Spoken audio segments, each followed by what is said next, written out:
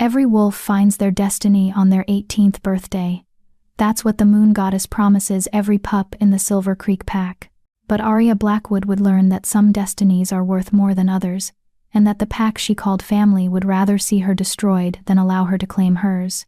The whispers started the morning of her 18th birthday. Not the excited, celebratory kind that followed other wolves as they prepared for their first shift.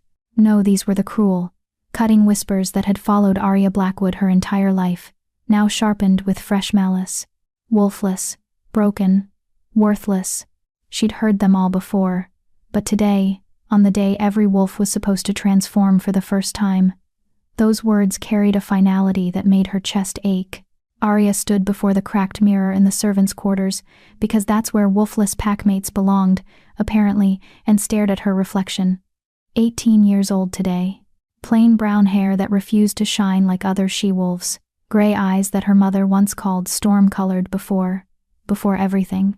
A face that was neither beautiful nor memorable, just there. Happy birthday to me, she whispered to her reflection, touching the thin scar above her left eyebrow, a gift from her half-sister Lyanna's training accident 3 years ago. Outside, she could hear the celebration preparations for tonight's full moon ceremony. But not for her. Never for her. For Lyanna Blackwood, the golden daughter of the Silver Creek pack. The one whose wolf had emerged at 17 a year early, in a dazzling display of white fur and alpha power that had the entire pack bowing in reverence. The one who had everything Arya should have had. Don't think about it, Arya commanded herself, pulling her hair into a simple braid. Survive today. Just like every other day. But today felt different. Today, the weight of 18 years of rejection pressed down on her shoulders like stones, each one engraved with a memory she'd rather forget. Chapter 1. The Broken Daughter. The packhouse kitchen was already in chaos when Arya slipped through the servants' entrance. Omega wolves rushed back and forth, preparing the feast for Lyanna's celebration because, of course, her half-sister's ceremony couldn't just be a normal full moon gathering. It had to be a spectacle. Arya, finally. Omega Teresa spotted her immediately, thrust a tray of crystal glasses into her hands. These need to be polished and set in the grand hall. And make sure you stay in the shadows. Lady Blackwood's orders. She doesn't want you casting a pall on Lyanna's special night. Arya's fingers tightened on the tray. Lady Blackwood. Not your stepmother. Not even Luna Blackwood. Just Lady. Of course, Arya said quietly, taking the tray. Teresa's expression softened slightly. The older woman had known Arya's mother before she died when Arya was 7, before everything fell apart. I saved you a berry tart. Hidden in the cold pantry, wrapped in cloth. For your birthday. The unexpected kindness made Arya's throat tight. Thank you. Don't thank me, child. Just keep your head down tonight. I've heard things.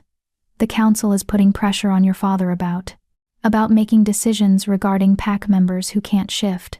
Arya's blood ran cold. What kind of decisions? But Teresa had already hurried away, called by another frantic Omega. Arya made her way through the familiar corridors of the pack house, the home where she'd been born, but where she'd never truly belonged. Not since her father, Alpha Gabriel Blackwood, had taken Lady Vivian as his second mate barely a year after Arya's mother's death. Vivian, who had brought her perfect daughter Lyanna into their lives. Vivian, who had slowly, methodically erased every trace of Arya's mother from the pack house.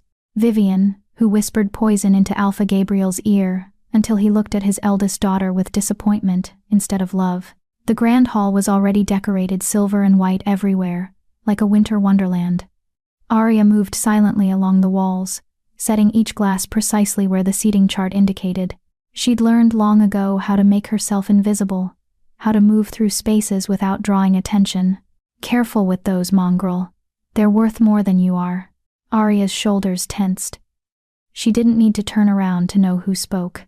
Lyanna Blackwood stood in the doorway, radiant in a white dress that probably cost more than Arya's entire wardrobe. At 18, well, technically 17 until next month, Lyanna was everything Arya wasn't. Tall, graceful, with cascading golden hair and emerald eyes that sparkled with cruelty masquerading as confidence. Behind her stood her usual entourage, Kara and Melissa, both from high-ranking families, both blessed with their wolves and the social power that came with them. "I'm being careful," Arya replied evenly, "not taking the bait. Never take the bait." Lyanna glided into the room like she owned it, which, technically, she would someday. As the daughter who could shift, who had alpha potential, Lyanna was already being groomed to lead. Never mind that Arya was the eldest. Never mind that their father's bloodline ran through her veins too. "Today's your birthday too, isn't it?" Lyanna's voice dripped with false sympathy. 18. The day you were supposed to find your wolf. She paused, tapping a manicured nail against her lips. "Oh, wait. You don't have one, do you?" "How unfortunate. Lyanna, I have work to do." "Of course you do. That's all wolfless things are good for, isn't it? Serving their betters." Lyanna circled Arya like a predator playing with prey. "Mother says father is finally going to do something about you. About the embarrassment you bring to the Blackwood name." Arya's hands trembled slightly, but she kept her voice steady. "I haven't done anything wrong. You exist. That's wrong enough." Lyanna leaned in close, her breath hot against Arya's ear. "A wolfless daughter of an alpha. It's unnatural. It makes the pack look weak. Makes father look weak. So tonight, after my ceremony, when I stand before the pack as the acknowledged heir." She pulled back, smiling sweetly. "Well, let's just say changes are coming." Kara and Melissa giggled behind her, the sound like breaking glass. Arya forced herself to meet Lyanna's eyes. "I'm still your sister." "Half-sister," Lyanna corrected coldly. "And barely that. You're a mistake, Arya. A defect. And mistakes get corrected." They swept out of the room, leaving Arya standing alone among the crystal and silver, her reflection fractured in a dozen polished glasses. Her hands shook as she set down the tray. Don't cry. Don't give them that satisfaction. But the tears came anyway, hot and angry, as she stood in the grand hall that should have been celebrating her too. As she thought about the father who barely looked at her anymore. As she realized that tonight might be more than just another humiliation. Tonight might be the end of everything. A soft cough from the doorway made her swipe frantically at her tears. Crying won't help. Arya turned to find Grandmother Esther standing in the shadows, her father's mother, the former Luna, the only person in the pack house who still treated her like family. "Grandmother, I didn't hear you." The old woman moved slowly, her wolf long since faded with age, but her eyes still sharp as flint. "That's because you were too busy feeling sorry for yourself." The harsh words would have stung from anyone else, but from Grandmother Esther, they were oddly comforting. At least she was honest. Lyanna said father is planning something. About me. "Gabriel is a fool being led around by that viper he married," Esther said bluntly. "But he's still my son, and he's still your father. The pack bond can't be broken so easily, but I have no wolf, Grandmother. How can I have a pack bond without pointness?" "Hush!" Esther gripped Arya's chin, forcing her to meet those piercing eyes. "Your mother was the strongest Luna this pack ever had. Do you know why?" Arya shook her head, hardly daring to breathe. Her grandmother rarely spoke of her mother, because she understood that strength comes in many forms. She didn't manifest her wolf until she was 19 late by any standard. Everyone whispered about her too, called her weak, broken. Esther's grip tightened. And then, when her wolf finally emerged, it was like nothing anyone had ever seen. A silver wolf, rare as starlight, powerful as the moon itself. "But I'm 18. It should have happened already." "Should, could, would," Esther released her, waving a dismissive hand. "The moon goddess doesn't work on our schedule, child. She works on her own. What if she's forgotten me? What if there is no wolf? Then you find another way to survive," Esther said simply. "Now, stop sniveling and finish your work. And tonight, at the ceremony, you will stand with your head high. You are a Blackwood, whether they acknowledge it or not. Act like it." The old woman left as quietly as she'd come, leaving Arya alone with trembling hope warring with crushing despair. What if she's right? What if my wolf is just late? But even as she thought it, doubt crept in. 18 years. 18 years of being different, of being wrong, of being broken. Why would today be any different? Outside, the sun began its descent toward the horizon. Soon, the full moon would rise, and Arya Blackwood would learn exactly how cruel destiny could be. If stories like Arya's remind you that worth can't be destroyed by cruelty, subscribe to join others who believe hidden strength deserves recognition. Chapter 2. The Ceremony of Shame. The full moon rose like a silver eye over the sacred clearing, bathing everything in ethereal light. Arya stood at the very back of the gathered pack, as far from the central stone circle as possible without actually leaving the ceremony grounds. Her position wasn't chosen, it was assigned.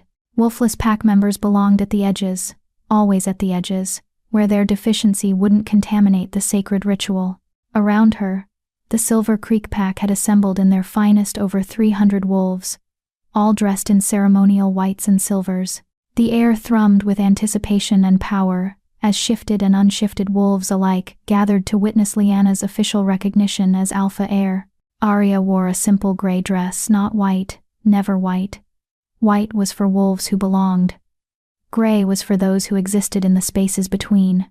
All rise for Alpha Gabriel Blackwood and Luna Vivian Blackwood. The pack's collective attention snapped to the northern entrance where Arya's father emerged, and her heart clenched painfully at the sight of him. Alpha Gabriel Blackwood was still impressive at 45 tall, broad-shouldered, with dark hair threaded with silver at the temples. He wore the Alpha's ceremonial robes, and power radiated from him in waves that made lesser wolves drop their eyes in automatic submission. He'd once looked at Arya with love. She remembered it, those distant memories from before her mother died. He'd called her Little Storm because of her gray eyes. He'd carried her on his shoulders and told her she'd be strong like her mother. Now, he barely remembered she existed. Lady Vivian walked beside him, resplendent in Luna white, her auburn hair crowned with silver. She was beautiful in the way poisonous flowers were beautiful, lovely to look at, deadly to touch. Her hand rested possessively on Gabriel's arm, and when her gaze swept the crowd, it skipped over Arya entirely, as if she were just another shadow. Behind them came Lyanna, and the pack's reaction was immediate and visceral. By the goddess, she's magnificent. The prophecy wolf. Lyanna had already shifted into her wolf form, something rarely done before the actual ceremony, but rules apparently didn't apply to the Golden Daughter. Her white wolf was enormous, nearly the size of an alpha male's, with fur that seemed to glow under the moonlight. Her eyes were a brilliant, unnatural gold, and power rolled off her in waves that made even senior warriors bow their heads in respect. Arya felt sick. This wasn't just a ceremony anymore. This was a coronation. Pack! Alpha Gabriel's voice boomed across the clearing, enhanced by his alpha command. Everyone fell silent instantly. Tonight, under the witness of the full moon and the blessing of the moon goddess, we gather for a sacred purpose. The ritual words, spoken at every ceremony, but tonight they felt weighted with additional meaning. We celebrate the emergence of alpha potential in the next generation. We celebrate the strength of the Silver Creek pack. We celebrate, his voice swelled with pride that carved wounds in Arya's heart, my daughter, Lyanna Blackwood, whose wolf manifested early and powerful, marking her as chosen by the goddess herself. The pack erupted in howls of approval, both human voices and wolf throats joining in a symphony of celebration.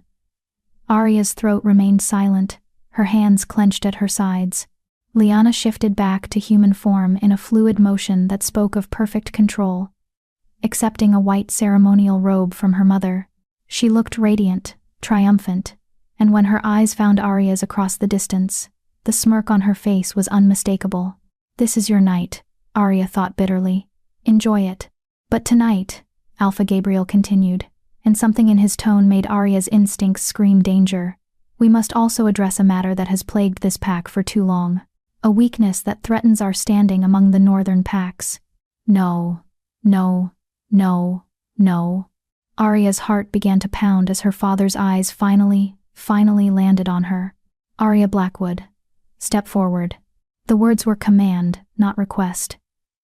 Arya's body obeyed before her mind could process the horror of what was happening. Her legs carried her through the parting crowd, wolves stepping back, as if her wolflessness might be contagious, until she stood alone in the center of the stone circle, under the full moon, under the judgment of her pack, under her father's cold, disappointed gaze. 18 years ago, Gabriel said, his voice carrying to every corner of the clearing, the moon goddess blessed me with a daughter from my true mate, Luna Serafina. We believed she would be strong like her mother. We believed she would bring honor to the Blackwood name. Arya's nails bit into her palms. Don't cry. Don't you dare cry. But the years passed, and no wolf emerged. Not at 13, not at 16. And tonight, on her 18th birthday, still, nothing. He said the last word with such contempt that Arya physically flinched. The council has brought concerns to my attention, concerns about what it means for an alpha's bloodline to produce a wolfless heir, concerns about the message it sends to our enemies. Kameen, father, Arya's voice came out as a broken whisper. Silence. The alpha command crashed over her like a physical blow, forcing her to her knees on the cold stone. You have no right to speak in this circle. Not without a wolf, not without worth. Grandmother Esther's voice cut through the crowd. Gabriel, this is madness. She is your daughter. She is a defect. Vivian's voice rang out, sweet as honey and sharp as knives. My love, we've discussed this. The pack's strength must come first. We cannot afford weakness in the alpha bloodline, not with the territorial challenges we're facing from the Blood Moon pack. Murmurs of agreement rippled through the crowd. Arya heard them, each voice a nail in her coffin. She's right. Can't have weakness. Embarrassment to the pack. Lyanna stepped forward, her voice soft but carrying perfectly in the ceremonial acoustics of the clearing. Father, I know this is difficult. Arya is, well, she's family. But perhaps there's a solution that's merciful to her while protecting the pack? Merciful. The word dripped with false compassion. Gabriel nodded slowly. What do you propose? The Wolfless can serve the pack in other ways. Arya could be officially designated as Omega. It would give her a role, a purpose, without the pretense of her being part of the Alpha family bloodline. Lyanna's smile was gentle, understanding, and utterly cruel. She could find happiness in service. Isn't that better than the constant reminder of what she lacks? Omega, the lowest rank in the pack, servants, the wolves, or in Arya's case, non-wolves who existed to support others, no rights in pack decisions, no voice in pack matters, no future beyond servitude. No. The word escaped Arya's lips before she could stop it. Please, I'm your daughter. You're nothing. Vivian's mask slipped, revealing the venom beneath. You're a reminder of a dead woman who thought she was too good for this pack. Your mother was weak, and she passed that weakness to you. At least she had the decency to die before she could embarrass Gabriel further. Enough. Grandmother Esther's voice cracked like a whip, the old Luna's authority still formidable despite her age. She pushed through the crowd, moving to stand beside Arya. Vivian, you go too far. Serafina was 10 times the Luna you'll ever be, and this child is 18 and wolfless, Vivian shouted back. She has no place in the Alpha family. Gabriel, you know I'm right. The council agrees. The pack agrees. It's time to cut out the rot before it spreads. Alpha Gabriel looked between his mother, his wife, and the daughter kneeling on the stones. For one brief, shining moment, Arya thought she saw something in his eyes, recognition, maybe even regret. Then it was gone, replaced by the hard mask of an alpha making difficult decisions. The council has advised, he said slowly, that Arya Blackwood be stripped of her family name and reduced to Omega rank, effective immediately. The world tilted. Arya couldn't breathe, couldn't think, However, Gabriel continued, and now his voice held something almost like pain. She is still my blood. So I offer an alternative. Hope, desperate and foolish, flickered in Arya's chest. You have 1 week, Gabriel said, looking directly at her for the first time in years. 1 week to manifest your wolf. If, by the next full moon, you shift, you may remain in the family. You may keep your name. But if you cannot, he paused, then you will accept Omega status without protest, and you will never again claim connection to the Blackwood bloodline. 1 week. 7 days. As if a wolf could be summoned on command, as if 18 years of absence could be overturned by sheer will. It was impossible. It was cruel. It was the only chance she had. I accept, Arya whispered. What? Lyanna's composure cracked for the first time, her voice sharp with disbelief. Father, you can't seriously. I've made my decision, Gabriel said with finality. Then, to Arya, 7 days. Prove your worth. Or accept your fate. He turned away from her, and the dismissal was absolute. The ceremony continued as if Arya didn't exist. Lyanna was officially recognized as heir, the pack howled their approval, and celebrations began. But Arya remained kneeling on the cold stone, trembling with humiliation and desperate, impossible hope. 7 days. Grandmother Esther helped her to her feet, gripping her arm with surprising strength. Come with me. Now. They slipped away from the celebration, moving through the forest paths Arya had known her whole life. The sounds of the pack's joy faded behind them, replaced by the whisper of wind through trees and the thunder of Arya's own heartbeat. Grandmother, what do I do? Arya's voice finally broke, tears streaming down her face. I can't make a wolf appear. If I could have, I would have done it years ago. Esther didn't slow her pace, pulling Arya deeper into the woods. Your mother made me promise something before she died. Made me swear I would never speak of it unless you absolutely needed to know. What? What promise? They reached a small clearing Arya had never seen before, and she'd explored these woods her entire life. In the center stood an ancient stone marker, covered in symbols that seemed to shift and writhe in the moonlight. Your mother's wolf didn't just manifest late, Esther said quietly. It was dormant because she was something the pack hadn't seen in 3 generations. Something powerful, something dangerous. Arya's breath caught. What was she? A moon singer. Esther turned to face her, and in the old woman's eyes, Arya saw fear and hope warring. Wolves who can commune directly with the moon goddess, who can call on her power, who can in the rarest cases transform not just themselves, but reality itself. That's just a legend. Is it? Esther grabbed Arya's shoulders. Your mother could make plants grow with a song, could heal wounds with a touch, could sense lies like they were screaming in her ears, and when she finally shifted, the old woman's voice dropped to a whisper. Her wolf was silver as moonlight, and when she howled, every wolf in 100 miles felt it in their bones. Arya shook her head, overwhelmed. But I'm nothing like that. I can't do any of those things. Because you've been suppressed. Esther's grip tightened. Vivian isn't just cruel, child. She's a witch. Not a werewolf at all. She's been using dark magic to pass herself off as one of us. And she's been poisoning you since you were 7 years old. The world seemed to tilt. What? Small doses. Nothing fatal, she's too clever for that. But enough to keep your wolf dormant, to make you weak, to ensure you'd never challenge Lyanna's place. Esther's eyes blazed with ancient fury. I've suspected for years, but I could never prove it, and by the time I was certain, the damage was done. Arya's mind raced, memories clicking into place. The special teas Vivian always insisted she drink. The foods prepared, just for her. The way she'd felt increasingly tired, increasingly disconnected, as the years passed.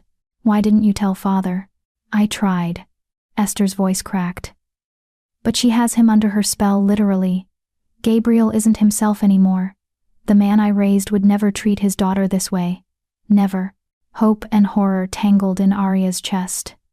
If she's been poisoning me, if my wolf has been suppressed, does that mean? It means you have 7 days to undo 18 years of poison, Esther said grimly.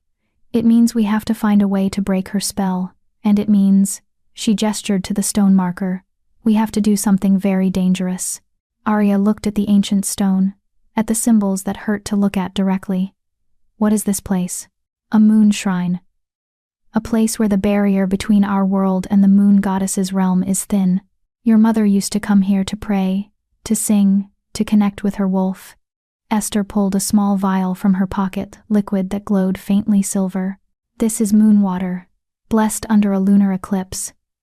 It can purge poison, break minor spells. But it's dangerous for someone who's been suppressed as long as you have. Dangerous how? It could kill you, Esther said bluntly. If your wolf isn't truly dormant, if there's nothing there to awaken the moon, water will destroy you from the inside out. You'll die in agony as it burns through your body looking for something that doesn't exist. Arya stared at the vial. 7 days. 7 days to prove her worth or lose everything. 7 days. Or death right now. No, not death. A chance. Give it to me, Arya said, surprising herself with the steadiness in her voice. Arya, what choice do I have?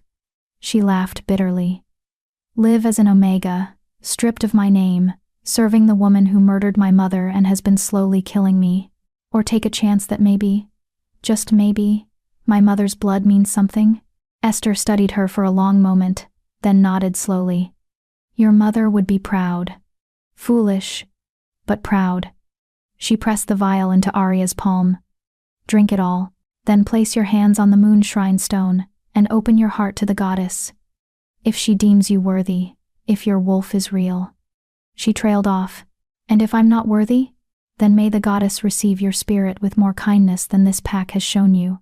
Arya uncorked the vial. The liquid inside smelled like moonlight and winter, and something ancient beyond words. Her hand trembled. This is insane. This is suicide. But what was the alternative? Slow death of the spirit as an Omega? Exile from the only home she'd ever known? At least this way. I choose. Arya raised the vial to her lips and drank. The moon water hit her tongue like liquid fire and ice simultaneously. She gasped, nearly dropping the vial, but forced herself to swallow, to drain every drop. For a heartbeat, nothing happened. Then the pain began. It started in her stomach, and radiated outward like shattered glass through her veins. Arya fell to her knees, screaming, as 18 years of poison fought against the purging power of the moon water. Her vision went white, then black, then filled with colors that shouldn't exist. The stone! Esther's voice came from very far away. Touch the stone, Arya. Now. Arya's hands scrabbled across the ground. Found the ancient marker, pressed against symbols that burned like brands against her palms, and the world exploded. Light. Silver. Blinding. Infinite light poured through her like she'd become a conduit for the moon itself. Arya felt something inside her, something that had been compressed, suffocated, chained for 18 years suddenly unfurl. Wake up. The voice wasn't external, wasn't internal.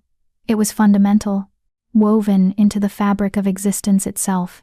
Wake up, daughter of the moon. Arya's back arched as power flooded through her. She felt her bones shift, her muscles reshape, her very essence transform. But it was wrong too much, too fast, too powerful. The moonwater had purged the poison, yes, but in doing so, it had shattered every barrier her body had built to protect itself. She was shifting, but not into a wolf, into something else. Something that made the forest around her bow as if in worship. Something that caused the ancient stone beneath her palms to crack with power it hadn't held in generations.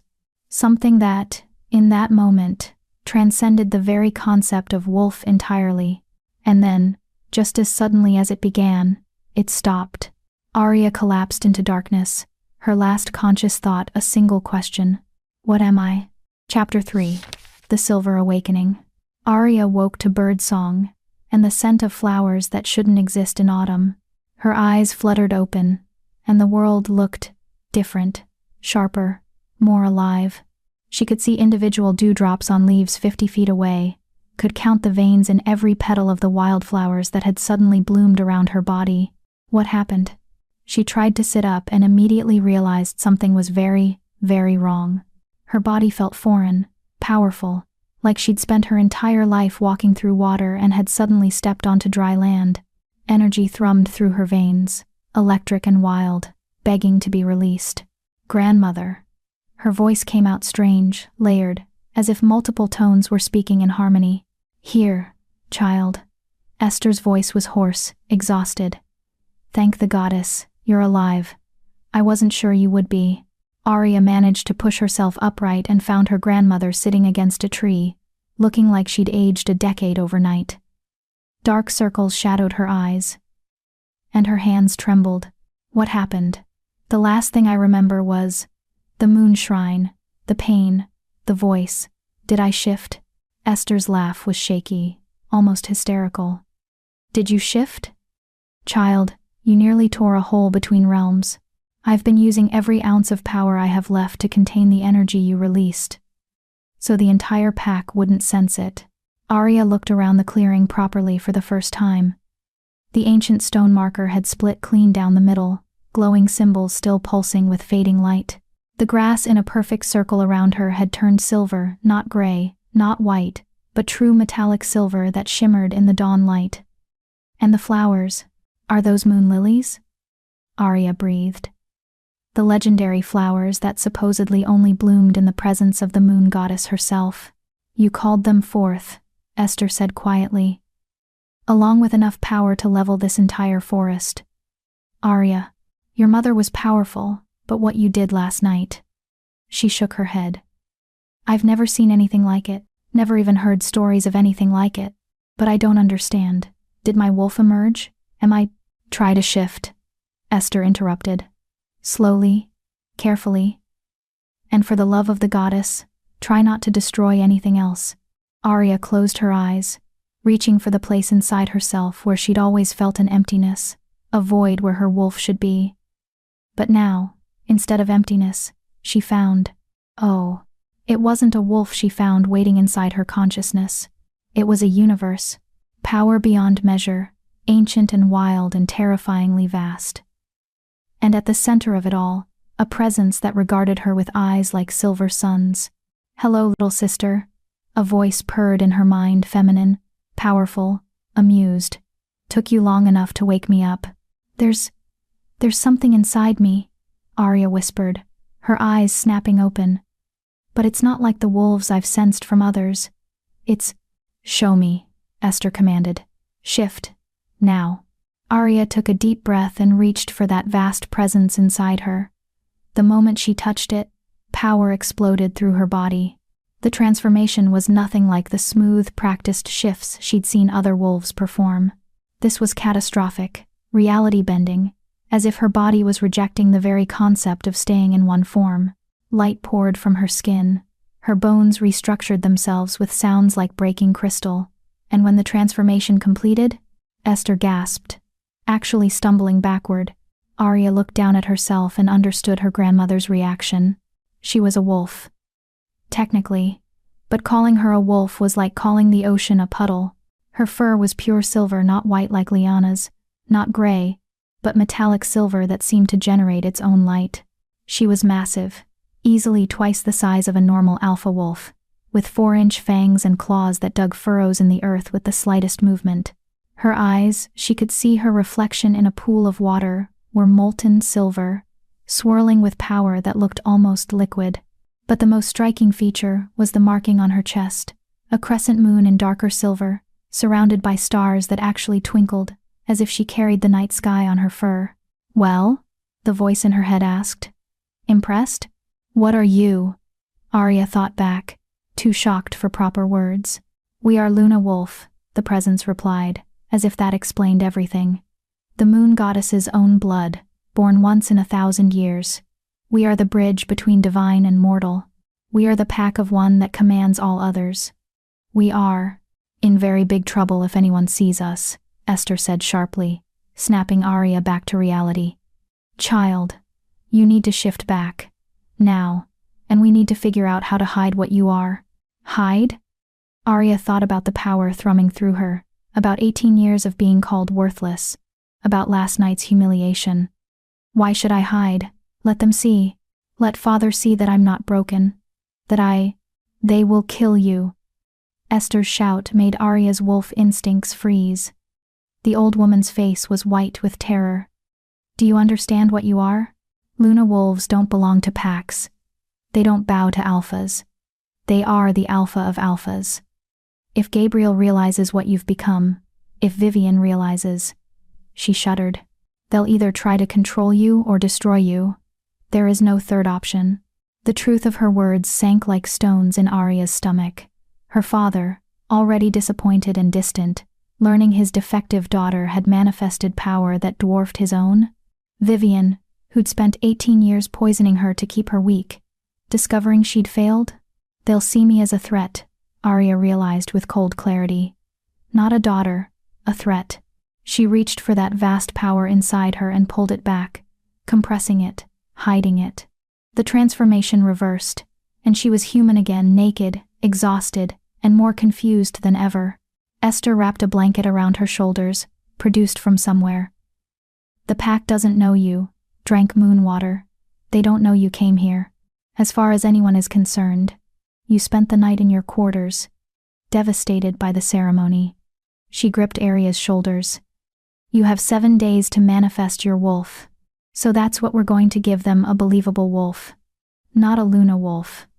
Just a strong wolf. Something that proves you belong, but nothing that threatens Lyanna's position or raises questions about how you suddenly got so powerful. But how? Arya protested. I can barely control this thing inside me. I don't know how to. Then you'll learn, Esther said firmly. Because the alternative is death or slavery, and I didn't help you survive last night just to watch you throw your life away on pride. Arya wanted to argue, but the exhaustion suddenly crashed over her like a wave. Whatever she'd done last night had drained her completely. Come, Esther said more gently. Let's get you back to the pack house before anyone notices we're gone. And Arya? She paused. The power you feel, the voice inside you, never, ever, let anyone else know it exists. Luna wolves are legend for a reason. They're too powerful to be allowed to live freely. Promise me. Arya looked at the silver grass, the moon lilies, the shattered stone that hummed with residual power. She thought about the presence inside her consciousness, ancient and wild, and hers. I spent 18 years being nothing, she thought. Now I'm something terrifying. I promise, she whispered. But even as she said it, she wondered if it was a promise she could keep. 3 days later, the pack house training grounds. Again, Arya hit the dirt for the 5th time in as many minutes, her ribs screaming in protest. Above her, Lyanna stood in her white wolf form, teeth bared in what might have been a smile if wolves could smile. Come on, sister. Lyanna's voice echoed in the mental pack link, dripping with false encouragement. If you're going to manifest a wolf in 4 days, you should at least learn how a real wolf fights. The training had been Vivian's idea, announced at breakfast that morning with a smile sweet as poison. If Arya is to prove herself, she should understand what she's aspiring to. Lyanna, be a deer, and show her some basic combat forms. It was torture masquerading as help. And everyone knew it. Arya pushed herself up, every muscle protesting. For 3 days, she'd been hiding what she was, pretending to still be wolfless, while secretly learning to control the vast power inside her. Grandmother Esther had been teaching her in secret how to compress her wolf, how to make it appear normal, how to present something believable when the 7 days ended. But right now, taking another beating from Lyanna, it took everything she had not to let her real wolf out. Not to show Lyanna exactly what power felt like. Not yet. The Luna wolf purred in her mind. But soon we'll show them all. Pathetic. Lyanna shifted back to human form, not even breathing hard. Around them, pack members had gathered to watch some pitying, most enjoying the spectacle of the wolfless Blackwood being put in her place. How do you expect to survive a shift if you can't even handle a little sparring? Arya wiped blood from her split lip. Maybe if you weren't using your full alpha strength against someone who hasn't shifted yet. Oh. Are we playing fair now? Lyanna's eyes flashed dangerously. Was father being fair when he gave you 7 days you don't deserve? When he should have stripped you of the Blackwood name immediately? She leaned in close, voice dropping to a whisper only Arya could hear. I know what you did 3 nights ago. I felt the power surge from the forest. You did something, didn't you? Something desperate and stupid? Arya's blood ran cold. I don't know what you're talking about. Liar. Lyanna's smile was razor sharp. You reek of moon magic. Whatever you attempted, it failed. You're still wolfless, still weak. But you tried something, and Mother is very interested in finding out what. What? Before Arya could respond, A commotion at the training ground entrance made everyone turn. 3 strangers stood at the gate, and the word stranger didn't begin to capture their presence. They were clearly alphas, all 3 of them. Power rolled off them in waves that made the Silver Creek wolves instinctively bare their throats in submission. But they weren't from any nearby pack. The first was tall and dark, with eyes like midnight, and an aura that suggested violence barely contained. The second was leaner, with copper hair and a smile that promised danger. The third was pale as moonlight, with white blonde hair and eyes that saw too much. And all 3 of them were staring directly at Arya. Alpha Gabriel emerged from the pack house, his expression guarded. Alpha Cade, of the Shadow Fang pack. Alpha Thorn of the Crimson Claw pack. Alpha Zephyr of the Storm Wind pack. He nodded to each in turn. This is unexpected. We weren't notified of your arrival. The Dark One, Cade, spoke first, his voice like gravel and smoke. 3 nights ago, every alpha, within 500 miles, felt something. A power surge unlike anything in living memory. His eyes never left Arya. It came from your territory. Thorn, the copper-haired one, tilted his head. At first, we thought perhaps you'd acquired an ancient artifact, or maybe the moon goddess herself had blessed your lands. His smile was all teeth. But now that we're here, I smell something far more interesting. Zephyr, the pale one, moved with liquid grace, circling the training ground until he stood between Arya and Lyanna. Fascinating, he murmured, leaning close enough to Arya that she could feel his breath on her neck. You're terrified, heart racing, but underneath that, he inhaled deeply. Underneath that, you smell like moonlight and power and secrets. Back away from my daughter, Gabriel growled, though Arya noticed he didn't specify which daughter. Which one? Cade asked, amused. Because I'm quite certain the power we felt came from. He pointed directly at Arya. Her. The clearing went dead silent. Arya's heart hammered against her ribs. This was it. They'd sensed her transformation. They knew.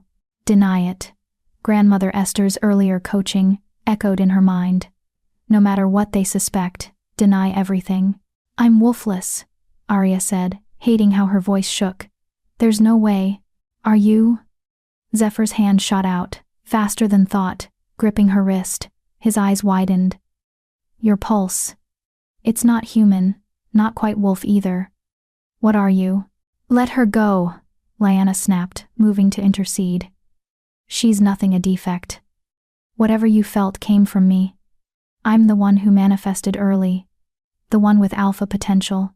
Cade laughed, the sound dark and mocking. Oh, little white wolf. I can smell your power, and it's impressive, for a normal alpha. But what we felt 3 nights ago, he shook his head. That was something ancient. Something that made every alpha instinct I have scream both submission and challenge. That, he gestured at Lyanna, was not you. Thorn was studying Arya with unsettling intensity. The prophecy, he said softly. By the goddess, the old prophecy. A Luna wolf walks among us. Enough. Gabriel's alpha command crashed over the clearing, forcing lesser wolves to their knees. But the 3 visiting alphas barely flinched. I don't know what game you're playing, but Arya is wolfless. She has 4 days to prove otherwise or accept Omega status. Your prophecies and power surges have nothing to do with her. Then you won't mind, Cade said smoothly, if we stay to witness her transformation, or lack thereof. His smile was predatory. We've come a long way. The least you can offer is hospitality while we investigate the source of the power we felt. It wasn't a request. It was a declaration. Gabriel's jaw clenched, but he nodded stiffly. Of course. You honor us with your presence. Oh, we're not here for honor, Thorn said cheerfully. He looked at Arya again, and something in his gaze made her shiver. We're here because if a Luna wolf has awakened, everything is about to change. The question is, his eyes gleamed, who will she choose to stand beside? She's wolfless. Vivian's shrill voice cut through the tension as she appeared, moving to Gabriel's side. I don't care what power you felt. This girl is a disappointment, and in 4 days, she'll be an Omega. End of story. Zephyr released Arya's wrist but didn't step back. We'll see, he murmured. Something tells me this story is just beginning. The three alphas moved toward the pack house with Gabriel and Vivian, leaving Arya standing in the training ground, trembling with barely controlled terror. They know, she thought desperately. They know, and now everything is going to. Well. Lyanna's voice dripped with venom. Looks like your little secret isn't so secret after all. Mother is going to be very interested in this development. She leaned in close. Whatever you're hiding, sister, it's only a matter of time before everyone knows. And then? She smiled. Then we'll see what father does with you. She walked away, leaving Arya alone with the realization that her carefully maintained lie had just become infinitely more complicated. Because three alphas had come looking for power, and they'd found her. That night, Arya's quarters. Arya paced her small room like a caged animal, which wasn't far from the truth. Grandmother Esther sat in the corner, watching her with worried eyes. They know, Arya said for the 10th time. They know, grandmother. Those alphas, they sensed what I am. They suspect. Esther corrected. There's a difference. Yes, they felt your transformation, but they don't know for certain it was you. They're fishing, trying to force your hand. But why? Why would three alphas from different packs care about some prophecy? Because Luna wolves don't just have power, Esther interrupted. They have influence. A Luna wolf's allegiance can make or break entire pack alliances. If you choose an alpha as your mate, you would elevate his pack above all others. You would be, she paused, choosing words carefully, a prize worth any price. The words made Arya feel sick. So they see me as… what? A tool? A weapon? A opportunity, Esther said bluntly. And if they can figure out what you are before your father does, before Vivian does, they can make their moves. Court you, claim you, control you. I don't want to be controlled by anyone. Arya's voice rose. I spent 18 years being nothing. Now I'm finally something. And I'm supposed to just hand myself over to the first alpha who… A knock at the door froze them both. Arya moved to answer it, expecting another servant with some new humiliation from Vivian. Instead, she found Cade, the Shadow Fang Alpha, leaning against her doorframe with a smile that was all danger. Hello, little Luna, he said softly. I think it's time we had a private conversation. Chapter 4. The Alpha's Bargain. Cade's presence filled the small room like smoke, dark, suffocating, impossible to ignore. Grandmother Esther was on her feet instantly, positioning herself between Arya and the intruding alpha. You have no right to be here, Esther said sharply. These are private quarters, and I mean no disrespect, elder, Cade interrupted smoothly, though his eyes never left Arya. But what I have to say, the girl needs to hear, without the filters of pack politics or family loyalty. Anything you need to say can be said through proper channels. Can it? Cade's smile was sharp. Even if it concerns a witch who's been poisoning an alpha's daughter for over a decade? Even if it concerns prophecies that could reshape the balance of power among all northern packs? He finally looked at Esther, and his expression softened slightly. I know who you are, Esther Blackwood. Luna, before Vivian. Your reputation for wisdom is well earned. So, I ask you, as one who clearly loves this girl, to let me speak my piece. If she wants me gone afterward, I'll go. Esther studied him for a long moment, then looked at Arya. It's your choice, child. Every instinct Arya had screamed danger. But beneath that, curiosity burned. He knew about Vivian. He knew things. And maybe, just maybe, he had answers she desperately needed.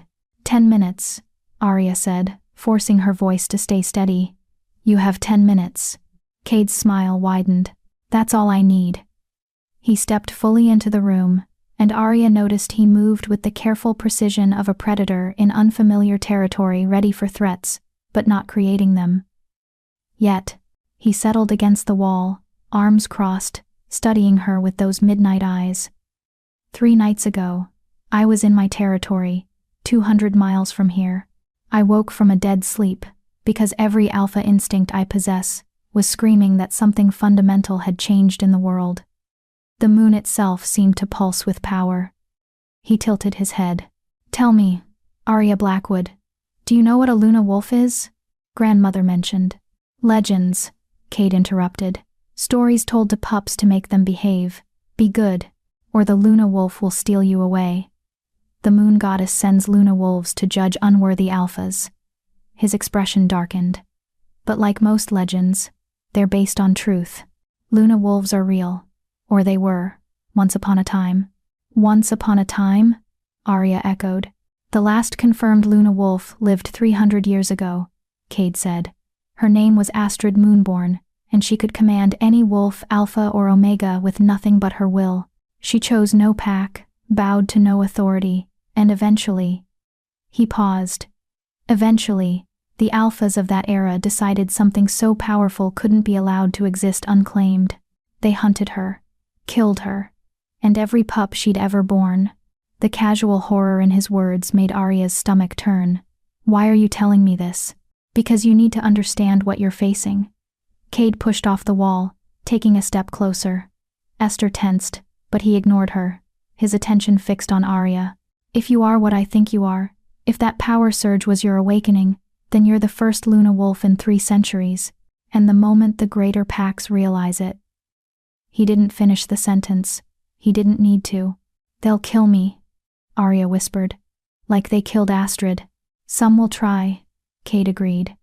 Others will try to capture you, to use your power for their own ends, to force you into a mate bond that would give them access to your abilities. His eyes gleamed, and a precious few might actually see you as something more than a weapon or a threat. And which category do you fall into, Alpha Cade?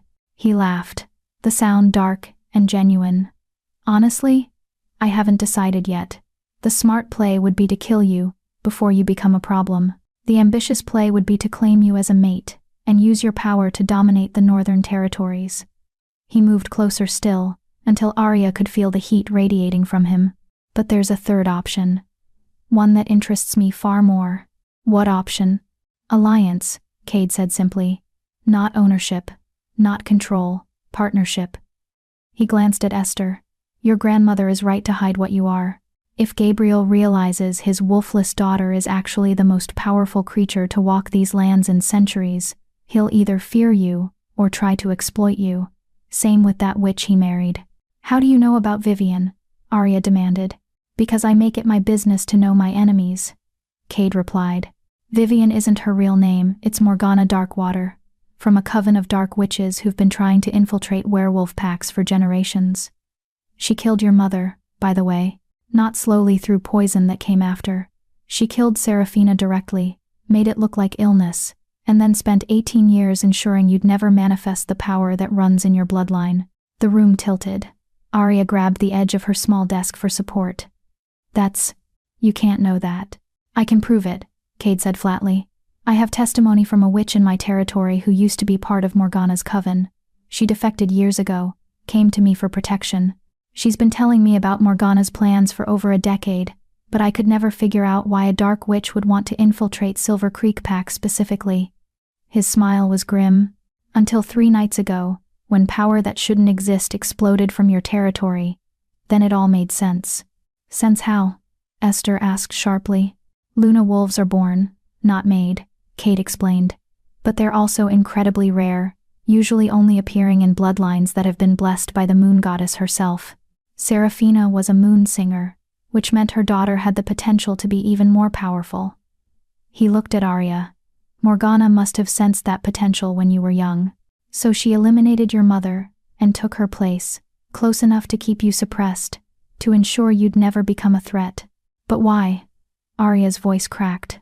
Why go through all that trouble? Why not just kill me too? Because killing a child blessed by the moon goddess brings a curse, Esther said quietly, understanding dawning in her eyes. The goddess protects her chosen until they come of age. Morgana couldn't risk divine retribution, so she did the next best thing. She poisoned you, kept you weak, ensured you'd never awaken. And it almost worked, Cade said. If not for the moon water, you'd have remained dormant forever. Morgana would have won. He paused. But now you've awakened. And she knows something's different about you, I can guarantee it. Which means you have a choice to make, Arya Blackwood. A choice that will determine whether you survive the next 4 days. Arya looked between Cade and her grandmother, her mind racing. Everything she'd believed about her life, her family, her place in the pack, it was built on lies and poison and murder. What choice? She asked. You can stay here, try to hide what you are, and hope your father protects you when the truth comes out, Cade said. Spoiler alert, he won't. The mate bond Morgana has over him is too strong, and he's too weak to break it. Or? Arya pressed. Or you leave with me tonight, Cade said bluntly. Come to Shadowfang territory. Let me help you learn to control your power, to understand what you are. And when you're ready, when you're strong enough that no alpha or witch can threaten you, you can decide what you want to do about your family, your pack, and your future. That's insane, Arya said immediately. You're asking me to abandon everything. To trust a stranger who literally just said he considered killing me. I'm offering you survival, Cade interrupted, and training, and the truth. He leaned closer, his voice dropping to something almost gentle. You're in danger, Arya. Real danger. Morgana will move against you soon, she has to, before you fully master your abilities. Your father won't protect you, your half-sister wants you gone, and in 4 days, when you're supposed to prove you have a wolf. He trailed off meaningfully. I'll shift, Arya said. We have a plan. I'll show them a normal wolf, something believable. And the 3 alphas who sensed your awakening? Cade asked. Thorn and Zephyr aren't idiots. The moment you shift, even into a disguised form, they'll sense the power underneath. They'll know. And then it becomes a race to see who can claim you first. The weight of his words pressed down on Arya like physical force. He was right. She'd been so focused on fooling her father, on surviving the 7-day deadline, that she hadn't thought about what came after, about the visiting alphas who were watching her every move, waiting for proof. I need time to think. A scream shattered the night. All 3 of them froze. Then Cade was moving, faster than Arya's eyes could track, throwing open her door. The scent hit her immediately. Smoke, fire, and underneath it, something chemical and wrong. The West Wing. Esther breathed, horror in her voice. That's where the archives are kept. All the pack records, the old texts, the evidence of your mother's bloodline, Cade finished grimly. Morgana's making her move. She's destroying anything that could prove what you are. Arya pushed past him, running toward the smoke. The pack house was chaos, wolves running in every direction, some shifted, some human, all shouting about the fire. She rounded the corner to the West Wing and stopped dead. The entire corridor was engulfed in flames, but these weren't normal flames. They burned green and purple, twisting like living things. And they spread despite the water wolves were throwing on them. Witch fire, Cade growled, appearing beside her. It can't be extinguished by normal means, only by the one who cast it, or by someone with equal power, a familiar voice said. Arya turned to find Vivian Morgana standing at the far end of the corridor, her expression serene despite the chaos around her. In the firelight, she looked different. Older, crueler, like the mask she'd worn for 18 years had finally slipped. Terrible accident, Morgana said, her voice carrying over the roar of flames. A servant knocked over a lamp in the archives. So careless. But I'm afraid everything in that wing will be lost. Her eyes locked on Arya, and her smile was poisonous. All those old records, all those bloodline documents, all that proof of, well, ancient history. Really, nothing important. You're destroying evidence, Arya said, pieces clicking into place. The records of my mother's lineage. The prophecies. Anything that could prove. Prove what? Morgana's voice turned sharp. That you're special? That you're anything other than a wolfless disappointment? She laughed, and the sound made Arya's skin crawl. Oh, my dear stepdaughter, even if you did have a wolf, even if you somehow manifested something impressive, do you really think Gabriel would choose you over Lyanna? Over me? Where is my father? Arya demanded. Dealing with pack business, Morgana said dismissively. He's very busy. Very suggestible when he's busy. Her smile widened. He won't be joining us for this little conversation. Cade moved to stand beside Arya, his body language pure threat. Morgana Darkwater. I wondered when you'd stop hiding behind your mask. Morgana's expression flickered surprise, then calculation. Alpha Cade. How unexpected. I didn't realize you made a habit of interfering in other packs' internal matters. I make a habit of stopping dark witches from killing innocents, Cade replied coldly. Though I admit, I'm impressed. 18 years is a long con, even for your coven. My former coven, Morgana corrected. I've found pack life much more profitable. She gestured at the flames, which suddenly intensified. Now, if you'll excuse me, I have an accident to conclude. These old buildings, so much dry wood, wouldn't want the fire to spread to, say, the servants' quarters, where all those flammable textiles are stored, where people might be sleeping. It was a threat, clear and unmistakable. She'll kill innocent wolves just to get to me, Arya realized with cold horror. She'll burn down the entire pack house if she has to. Stop the fire, Arya said, stepping forward. Stop it now, or I swear. You'll what? Morgana's laugh was cruel. Throw a tantrum? Cry to daddy? You have no power here, little wolf. You've never had power. And in 4 days, when you fail to shift, when Gabriel strips you of your name and reduces you to Omega. She leaned forward, eyes glittering. I'll make sure you spend the rest of your very short life regretting every moment your mother passed her tainted blood to you. Something inside, Arya snapped. 18 years of poison. 18 years of lies. 18 years of being told she was nothing, while this witch systematically destroyed everything her mother had been, everything Arya should have become. No more. You want to see power? Arya heard herself say, her voice strange, layered with harmonics that made the air vibrate. You want to see what my mother's tainted blood gave me? Arya, don't. Cade's warning came too late.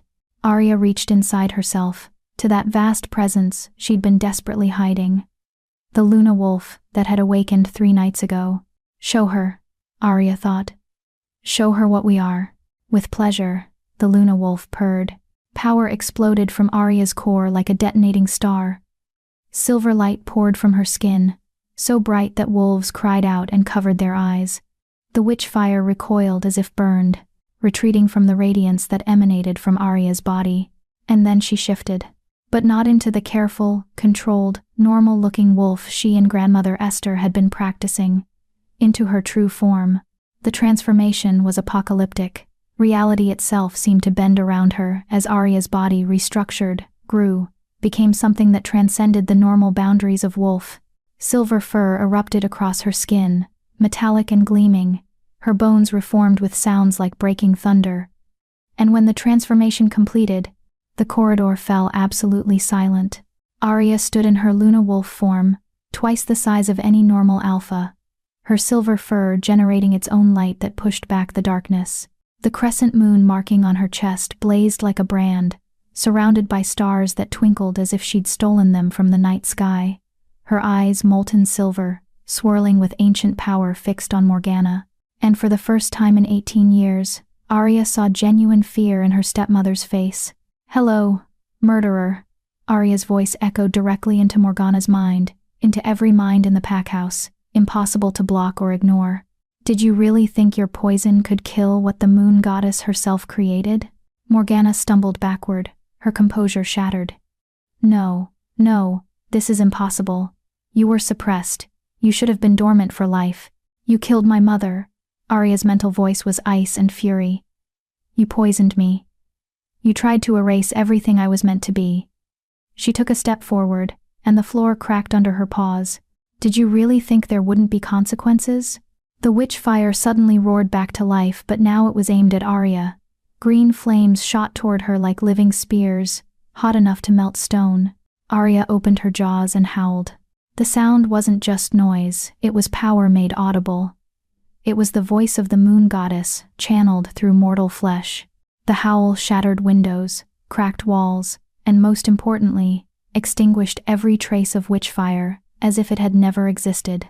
When the echoes faded, the corridor was dark, except for the silver light emanating from Arya's form.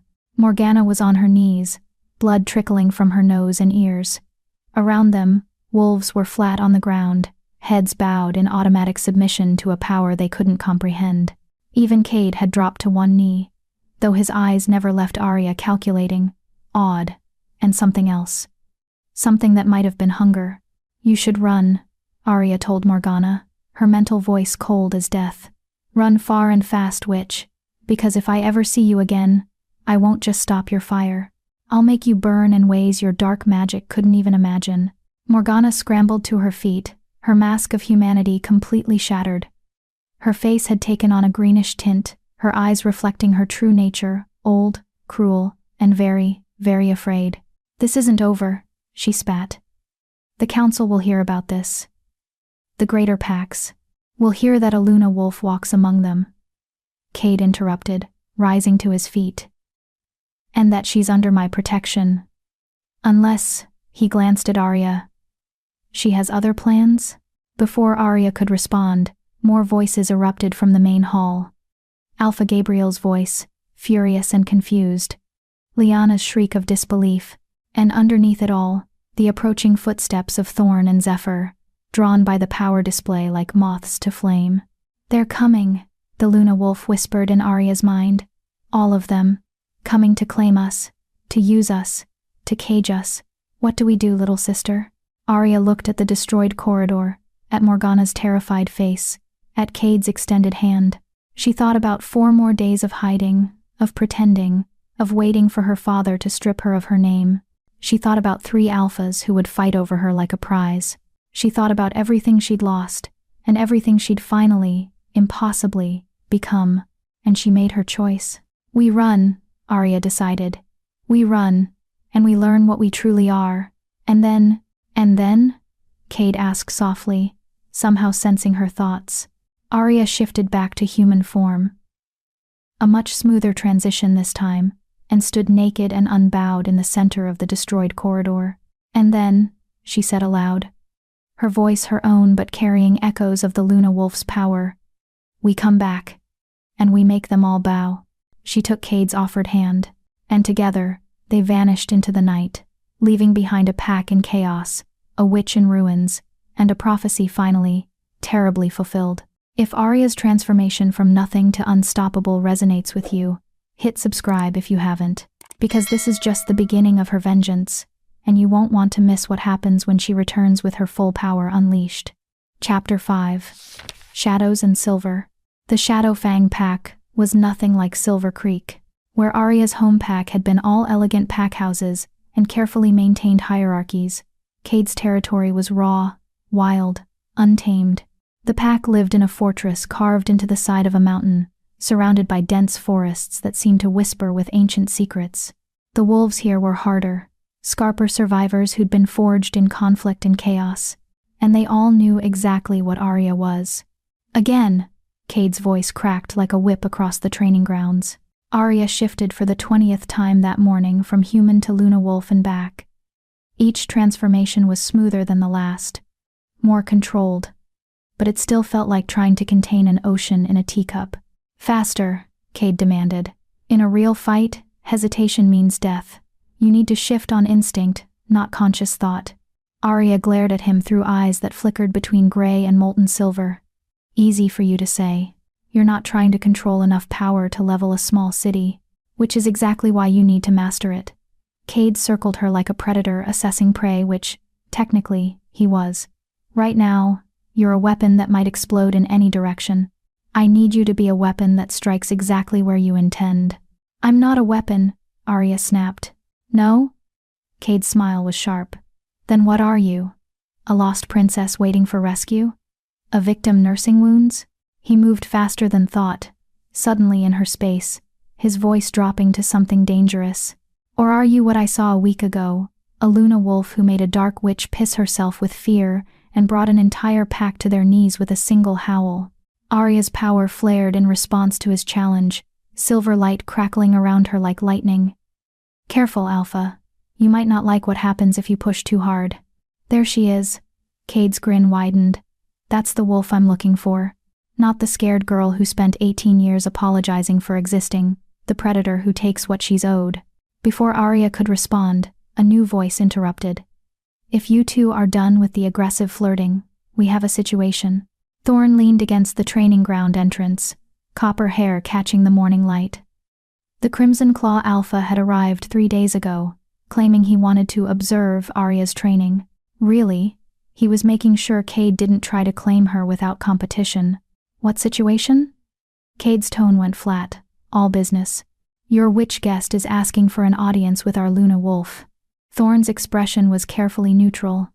Says she has information about Morgana's plans. Plans that involve a gathering of the Greater Pack Council. Arya's stomach clenched. The witch from Cade's territory? The one who defected from Morgana's coven? Elena Shadowmere. Cade confirmed. I've been keeping her in protective custody for years. If she's breaking silence now, it's important.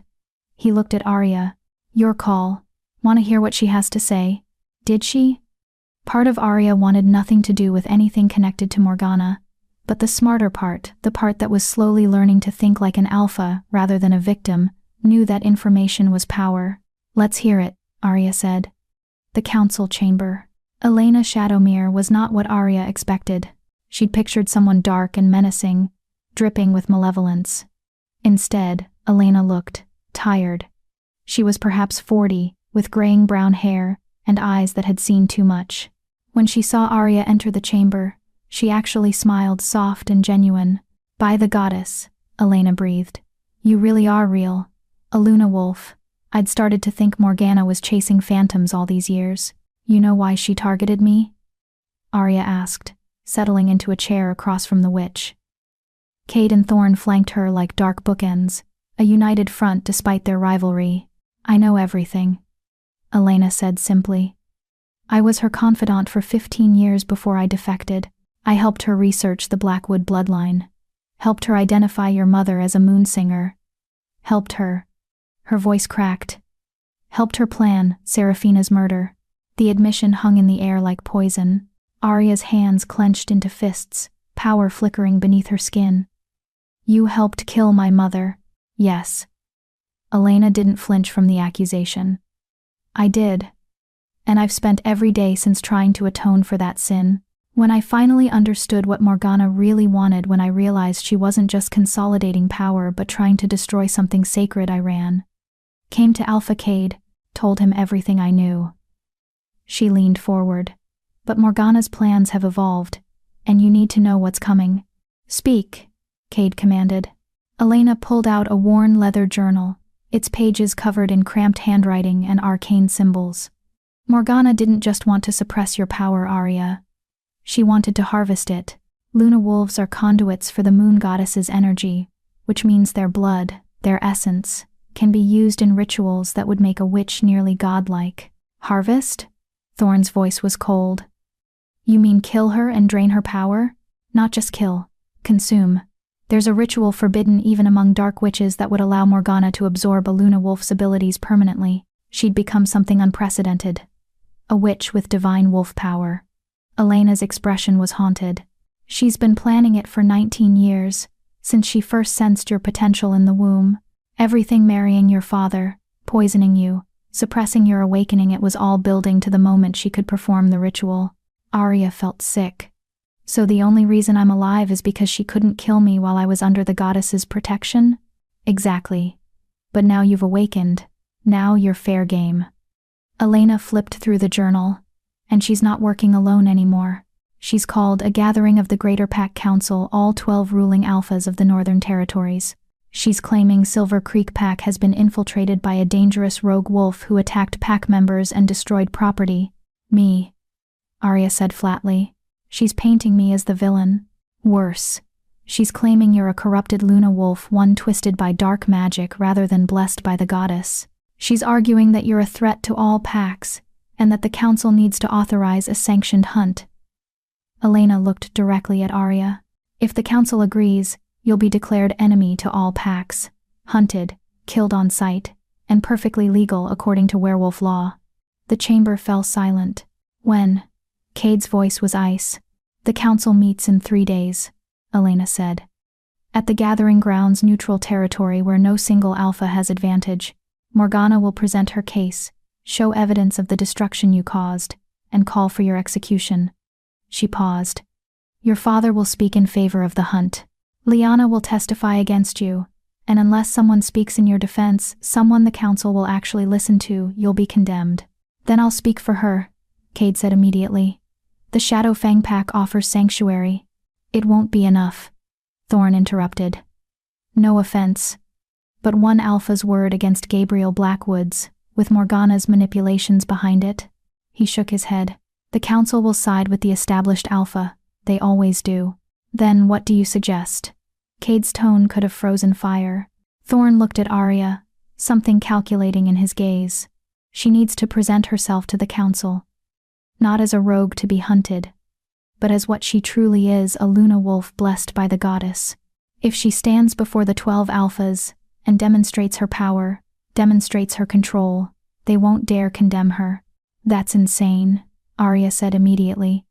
Walk into a room full of alphas who want me dead and just, what?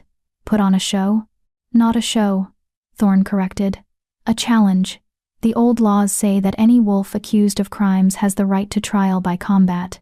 If you invoke that right, if you challenge your accuser to face you in single combat, the council has to honor it. You want me to fight Morgana? Arya's laugh was bitter. She's had decades to perfect her magic. I've had a week to figure out how to shift without accidentally destroying buildings. You won't fight Morgana, Cade said slowly, understanding dawning. You'll fight whoever she designates as her champion. And I'm betting she chooses Lyanna. Arya finished, her stomach dropping. She'll make Lyanna fight me. Her perfect white wolf against her corrupted sister. Elena nodded grimly. It's exactly what Morgana would do. It gives her plausible deniability. She's not fighting herself, just defending her daughter's honor. And when Lyanna wins... She didn't finish the sentence. Except Lyanna won't win, Thorn said with certainty. Luna wolf against alpha wolf? There's no contest. You'd destroy her. Which is why it's perfect, Arya said bitterly, understanding clicking into place. If I refuse to fight, I'm admitting guilt, and I die. If I fight and lose, I die. And if I fight and win, if I kill my own sister in front of the council, I prove I'm exactly the monster Morgana claims I am. The trap was elegant, vicious, and perfectly designed to destroy her no matter what choice she made. There has to be another way. Cade growled. There isn't. A new voice joined the conversation, smooth, cultured, and carrying an authority that made even Cade and Thorn straighten slightly. Zephyr, the storm wind alpha, entered the chamber, like he'd been invited all along. His pale features were thoughtful, those two knowing eyes fixed on Arya. You've been listening, Cade accused. Of course I have. Zephyr moved to stand beside Arya's chair, one hand resting casually on its back, a subtle claim of territory. Did you really think I'd let you two plot without oversight? He looked at Arya.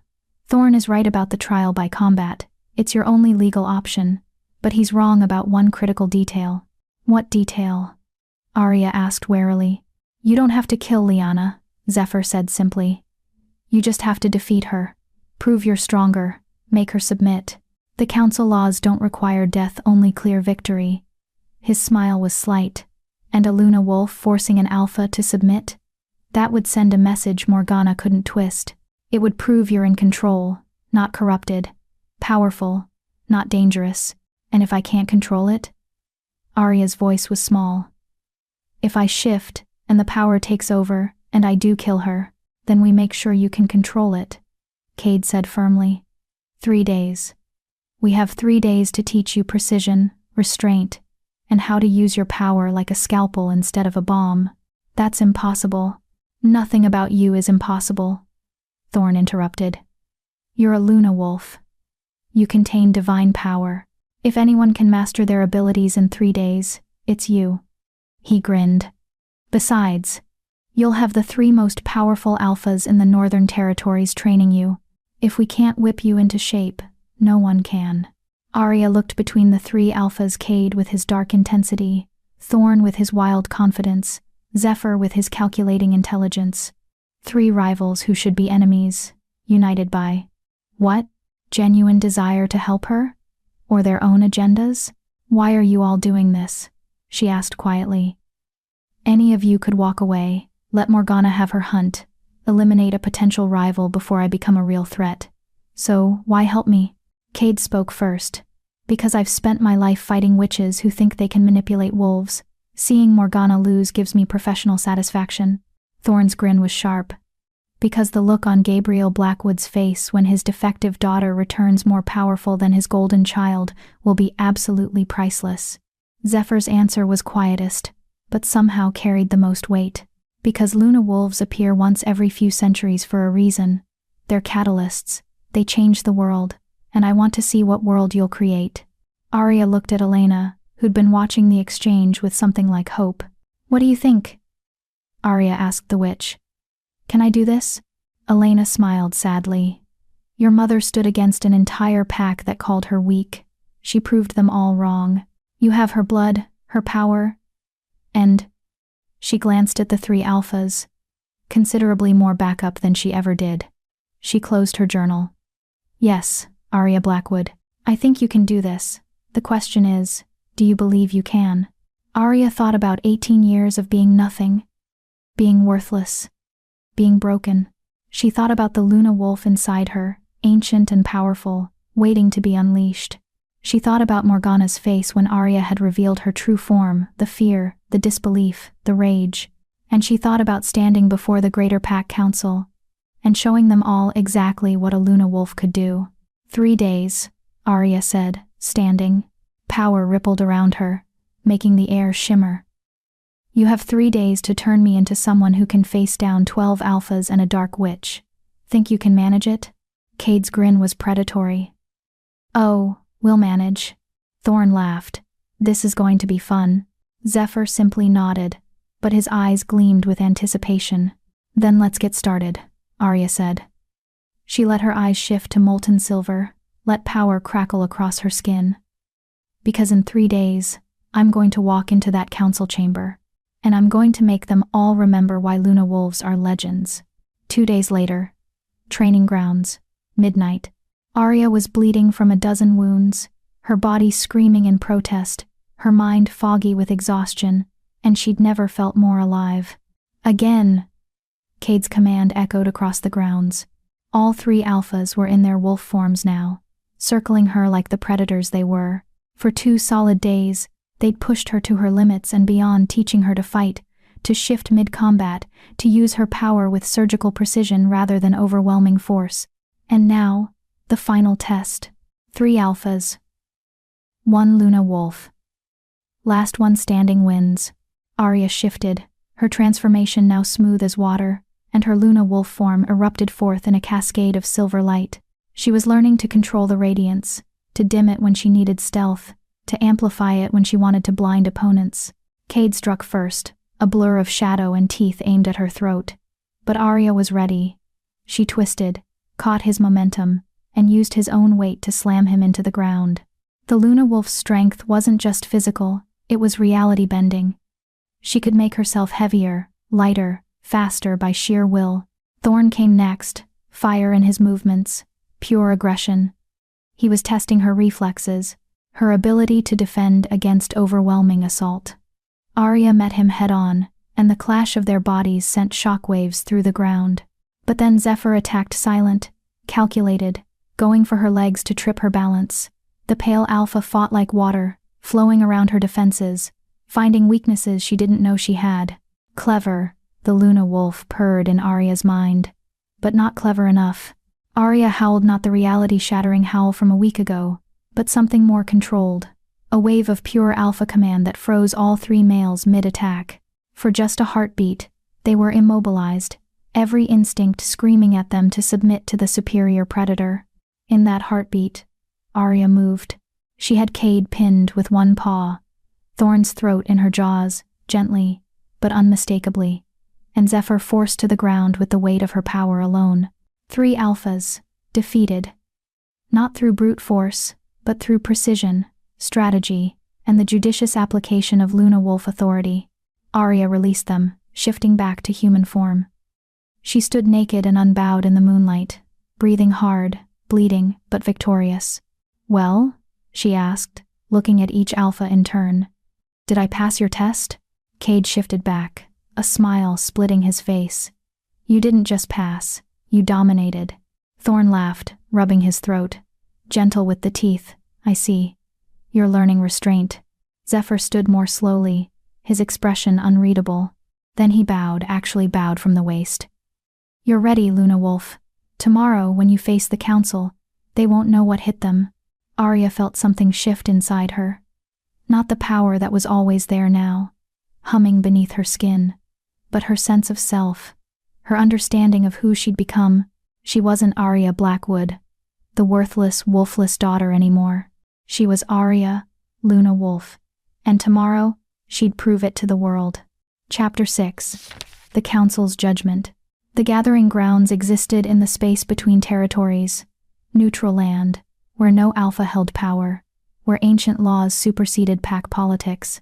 A massive circular arena carved from white stone, open to the sky, surrounded by 12 throne-like seats for the ruling alphas. In the center, a raised platform where the accused would stand, where Arya would stand. She arrived with Kade, Thorn, and Zephyr at dawn, the 3 alphas forming a protective triangle around her. She wore simple white, the color of innocence, of truth, of wolves who had nothing to hide. Her hair was unbound, falling in dark waves down her back. No jewelry, no adornment, just Arya, and the power that hummed beneath her skin. Remember, Cade murmured as they approached the arena entrance. Stay calm. Don't let Morgana provoke you into a display before you're ready. Answer their questions with confidence, not arrogance, Thorn added. You're not begging for mercy, you're claiming your rightful place. And when the time comes to fight, Zephyr finished quietly, show them control, precision. Make it clear you choose mercy, you aren't forced into it by weakness. Arya nodded, her throat tight. Through the arena entrance, she could already hear voices, hundreds of them. The council had invited witnesses from every major pack. This wasn't just a trial, it was a spectacle. Are you ready, little sister? The Luna Wolf asked in her mind. No, Arya admitted. But I'm doing it anyway. Good. That's what courage is. They entered the arena, and the noise hit like a physical wave. Hundreds of wolves packed the viewing galleries, alphas, betas, warriors, and witnesses from across the northern territories. Their scents mingled in an overwhelming flood. Curiosity, hostility, excitement, fear. And above it all, the unmistakable stench of dark magic. Morgana sat in the section reserved for the Silver Creek pack, looking every inch the grieving stepmother. She wore black, her face carefully composed into an expression of sorrowful concern. Beside her, Alpha Gabriel looked older than Arya, remembered, drawn, tired, his eyes distant. The mate bond was still there, still controlling him. And beside them, resplendent in white and gold, sat Lyanna. Arya's half-sister met her eyes across the arena, and the hatred there was pure and uncomplicated. No more pretense of sisterly affection, just raw, burning jealousy and rage. She knows, Arya realized. She knows I'm more powerful than she'll ever be, and it's destroying her. Silence. The voice boomed across the arena, enhanced by Alpha Command. Arya's attention snapped to the 12 thrones. The Greater Pack Council had assembled. 12 alphas, each one a legend in their own right. She recognized a few. Alpha Fenris of the Iron Claw Pack, ancient and scarred. Alpha Sable of the Moonfire Pack, the only female alpha on the council. Alpha Darius of the Bloodstone Pack, whose territory bordered Silver Creek. And at the center, in the largest throne, sat Alpha Constantine of the Northern Star Pack, the council's elected leader, whose word carried the weight of law. Constantine was massive, even sitting down, with silver hair and eyes like chips of ice. His gaze swept the arena, silencing the crowd with sheer presence. We are gathered to hear accusations of rogue behavior and potential corruption. Constantine's voice carried to every corner without strain. Alpha Gabriel, Blackwood of the Silver Creek Pack, has brought charges against. He consulted a document. Arya Blackwood, claiming she attacked pack members, destroyed property, and demonstrated powers inconsistent with divine blessing. He looked directly at Arya. Step forward, accused. Arya moved to the center platform alone. Cade, Thorn, and Zephyr had to remain in the witness section. Council law forbade pack allies from standing with the accused during initial proceedings. You can do this, Arya told herself, even as her knees threatened to buckle. You're not nothing anymore. You're a monster. Lyanna's voice rang out before the formal proceedings could begin. She stood, pointing at Arya with theatrical accusation. She almost killed me. She destroyed an entire wing of our pack house. She, Alpha Lyanna, Constantine's tone was razor sharp. You will wait your turn to speak, or you will be removed from these proceedings. Lyanna flushed but sat down, though her glare at Arya intensified. Alpha Gabriel, Constantine continued, present your case. Gabriel stood, and for a moment, Arya saw something flicker in his eyes, pain, regret. But then it was gone, replaced by cold formality. Honored counsel, Gabriel began. 3 weeks ago, my eldest daughter, manifested abilities that we initially believed to be a late wolf emergence. However, the manner of her manifestation was troubling.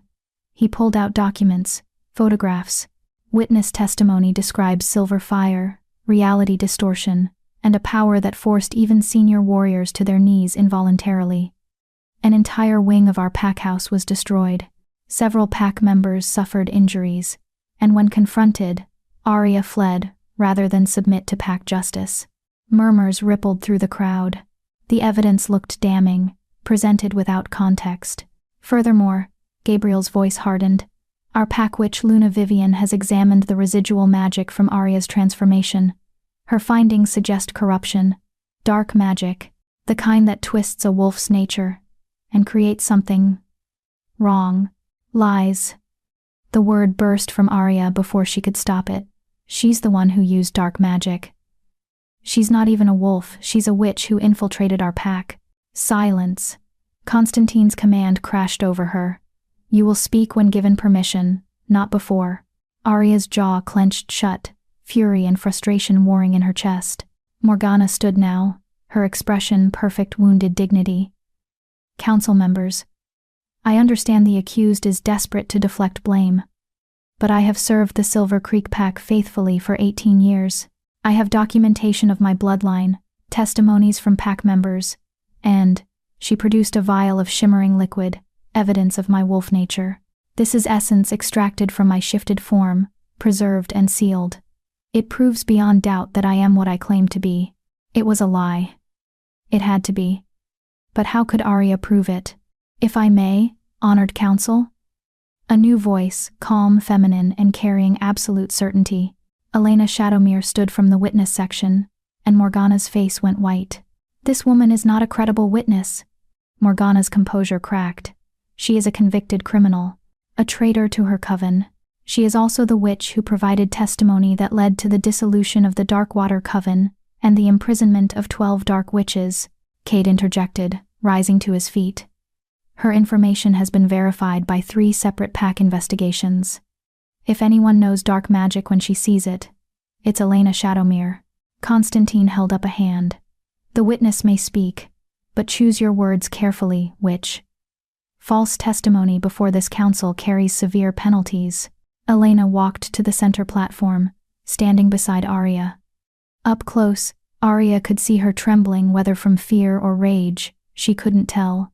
The vial Luna Vivian presented is a fake, Elena said flatly.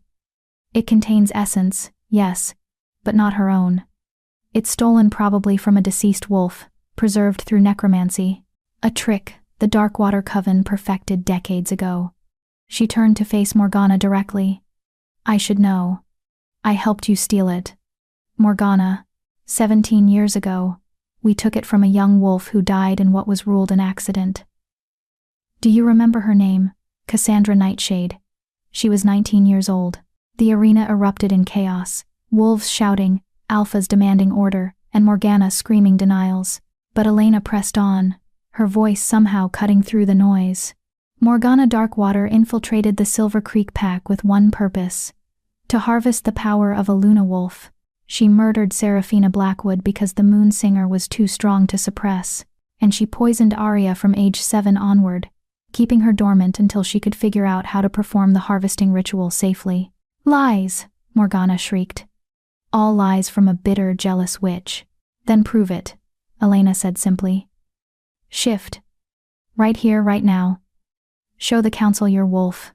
The silence was absolute.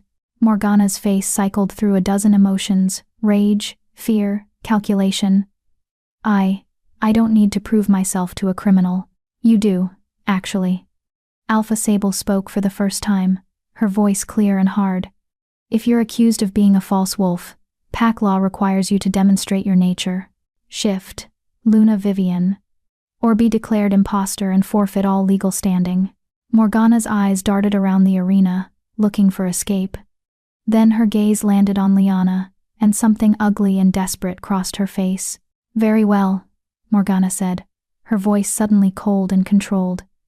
I'll prove my innocence, but first, she pointed at Arya. Let's address the real corruption here. The girl who destroyed pack property, who attacked her own family, who radiates power that makes even alphas uncomfortable. Whether I'm a wolf or a witch is irrelevant if we allow a corrupted Luna wolf to exist unchallenged. Clever, vicious. Shifting focus away from herself and back onto Arya. The accused does radiate unusual power, Alpha Fenris rumbled. I can feel it from here, like standing near a lightning storm. Because she's a Luna wolf. Zephyr stood, his voice carrying absolute certainty. Not corrupted, not twisted. Blessed. The first true Luna wolf in 3 centuries.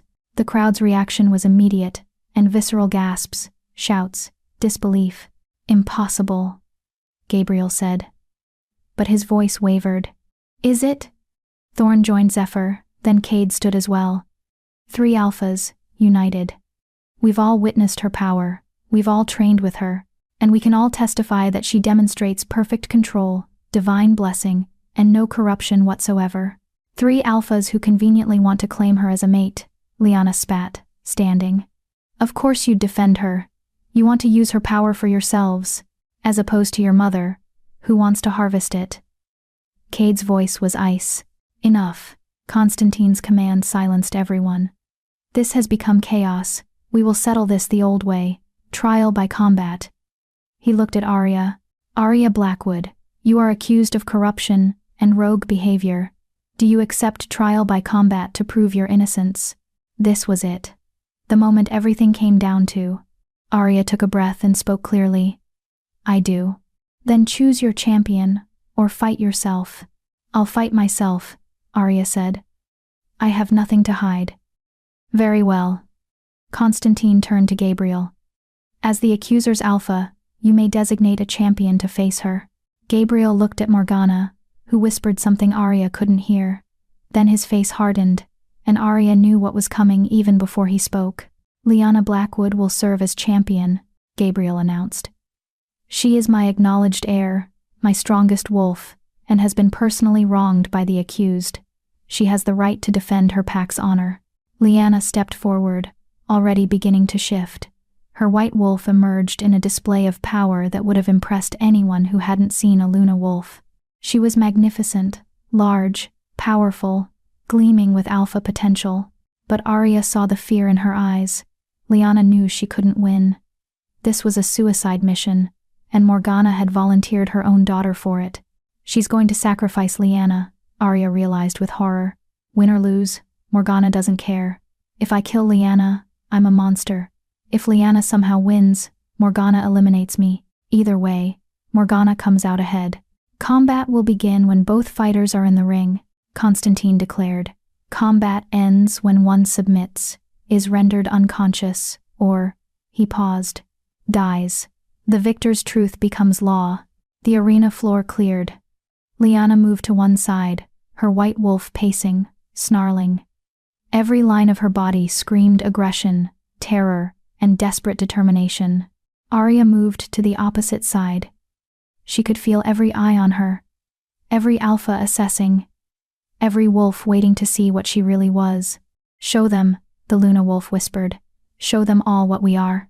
But show them mercy too. Show them we choose to be merciful, not because we must, but because we can.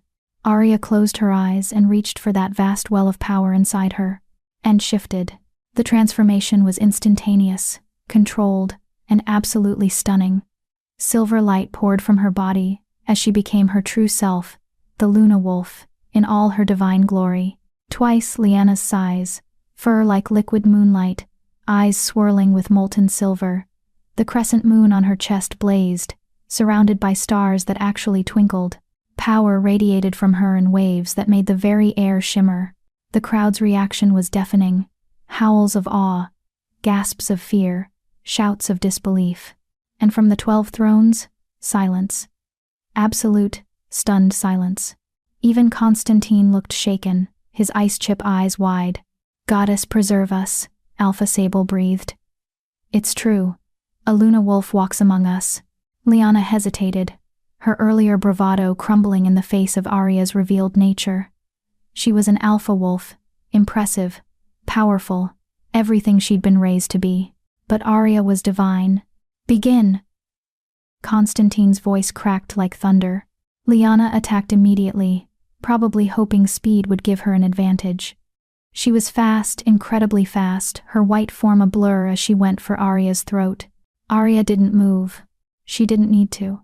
The Luna Wolf's presence alone created a field of force that slowed Lyanna mid-leap, like she'd hit invisible water. Lyanna struggled against it, snarling, snapping, trying to reach her target. Arya simply looked at her. "Submit." Arya's mental voice touched Lyanna's mind, gentle, not forced. "You don't have to die today, sister. Submit, and this ends." "Never." Lyanna's mental voice was ragged with fear and fury. "I won't bow to you. I'm the alpha heir. She broke through the resistance through sheer force of will and landed on Arya's back, teeth seeking purchase in silver fur. Arya allowed it. Let Lyanna bite, claw, attack with everything she had, and felt nothing.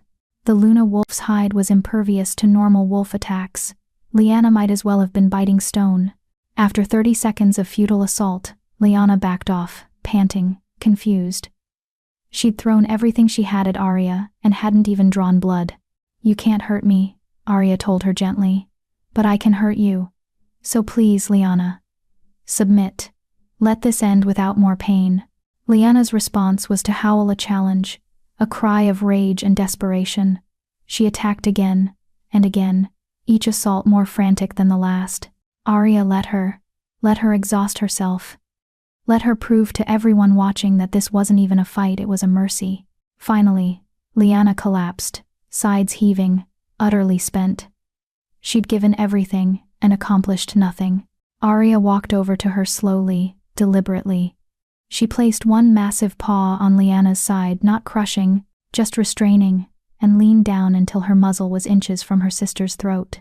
One bite, one moment. That's all it would take to end this. The arena held its breath. "I could kill you." Arya's mental voice was soft, sad. "But I won't. Because you're my sister. And despite everything, I still remember when we were young, before Mother poisoned you against me, before you learned to hate me." She paused. "Submit, Lyanna. Accept that you lost. And maybe, someday, we can figure out how to be family again."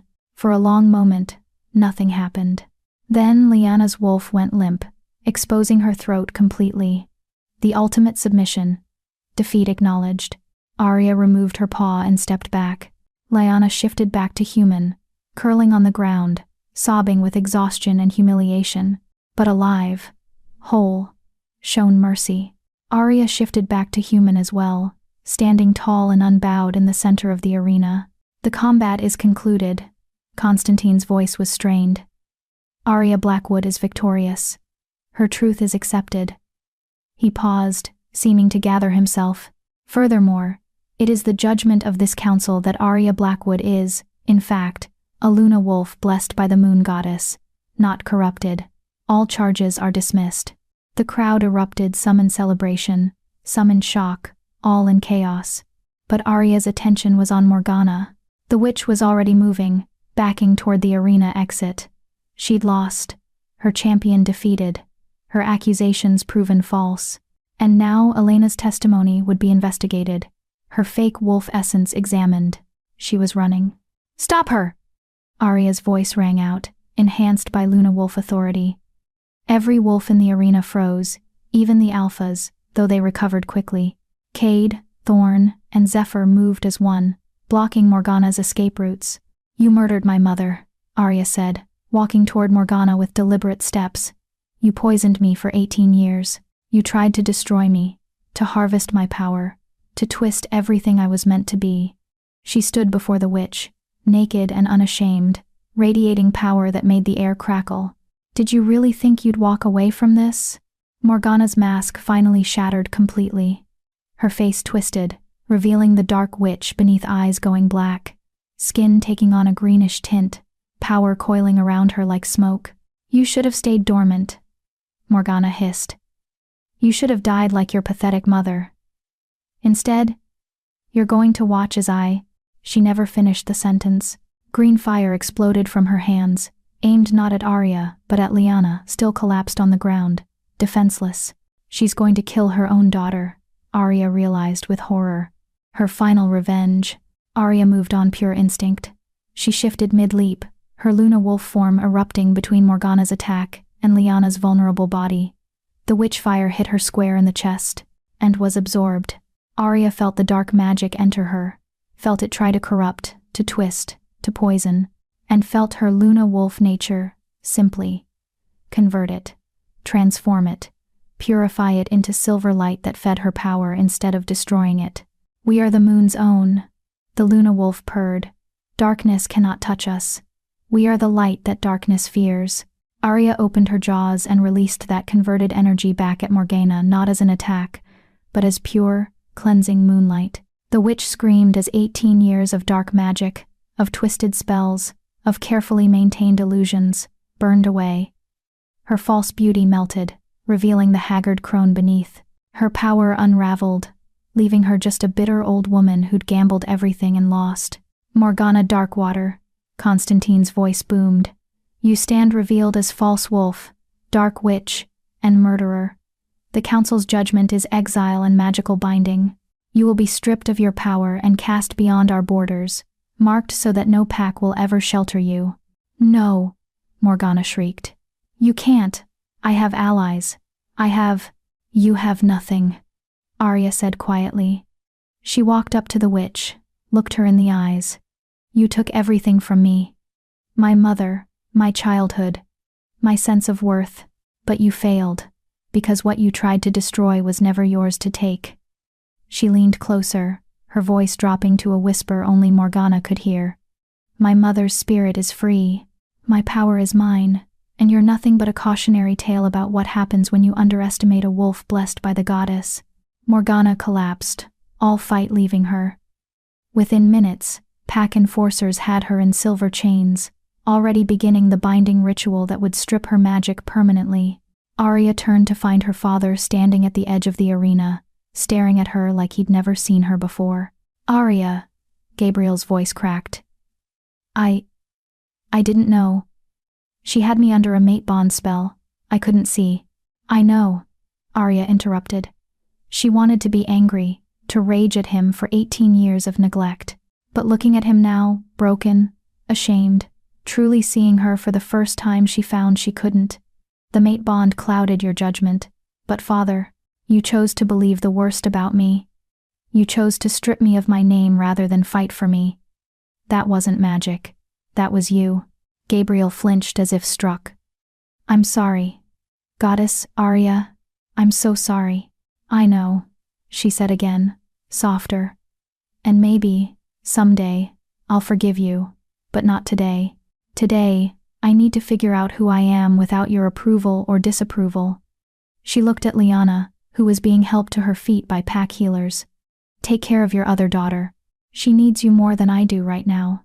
She turned away from him, from the pack that had rejected her, from the life she'd thought she wanted, and found 3 alphas waiting. Cade, Thorn, and Zephyr stood together, and the looks in their eyes were identical: respect, desire, and something deeper that made Arya's heart skip. "So," Thorn said with his characteristic grin, "what does a Luna wolf do after she defeats a dark witch and forces the Greater Pack Council to acknowledge her divinity?" Arya looked at each of them: dark Cade, wild Thorn, calculating Zephyr. 3 alphas who'd helped her become who she was meant to be. 3 potential mates, 3 possible futures. Honestly, Arya laughed, feeling lighter than she had in years. I have no idea. This wasn't exactly covered in the Luna Wolf handbook. There's a handbook?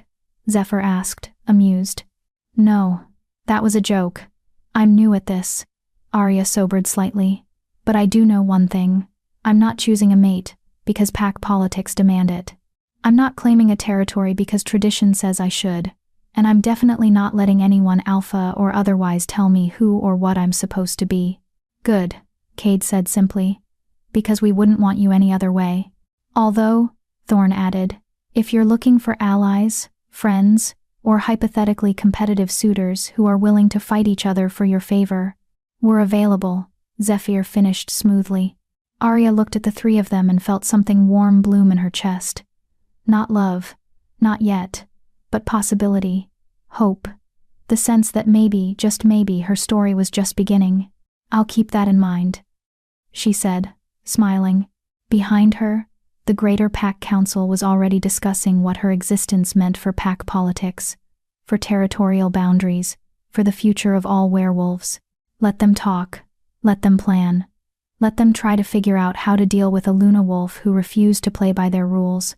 Arya Blackwood, no longer wolfless, no longer broken, no longer nothing, walked out of the arena with her head high, and the entire werewolf world watched as she transformed it simply by existing.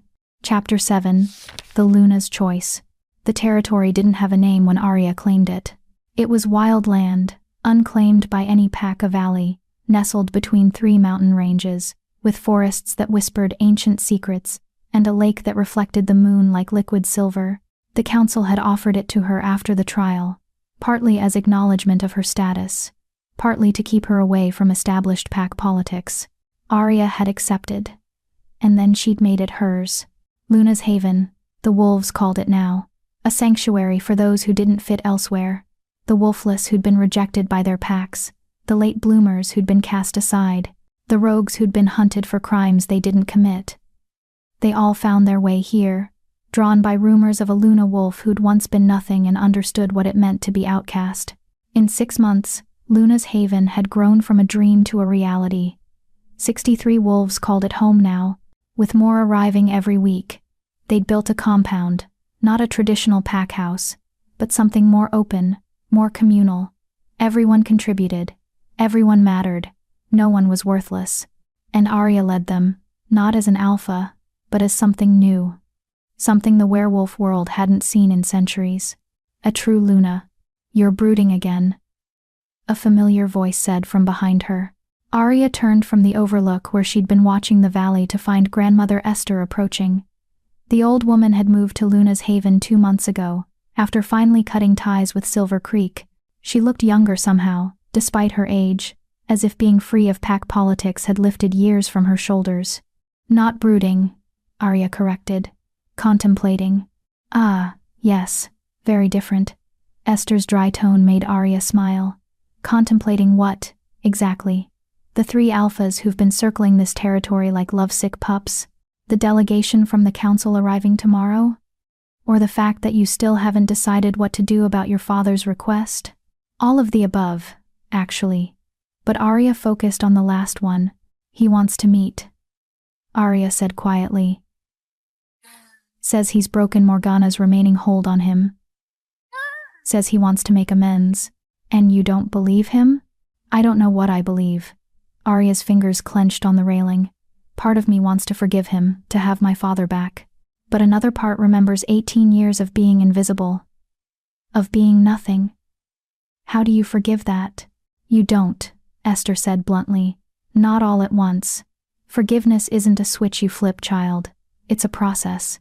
A choice you make every day, until the weight gets lighter. She moved to stand beside Arya.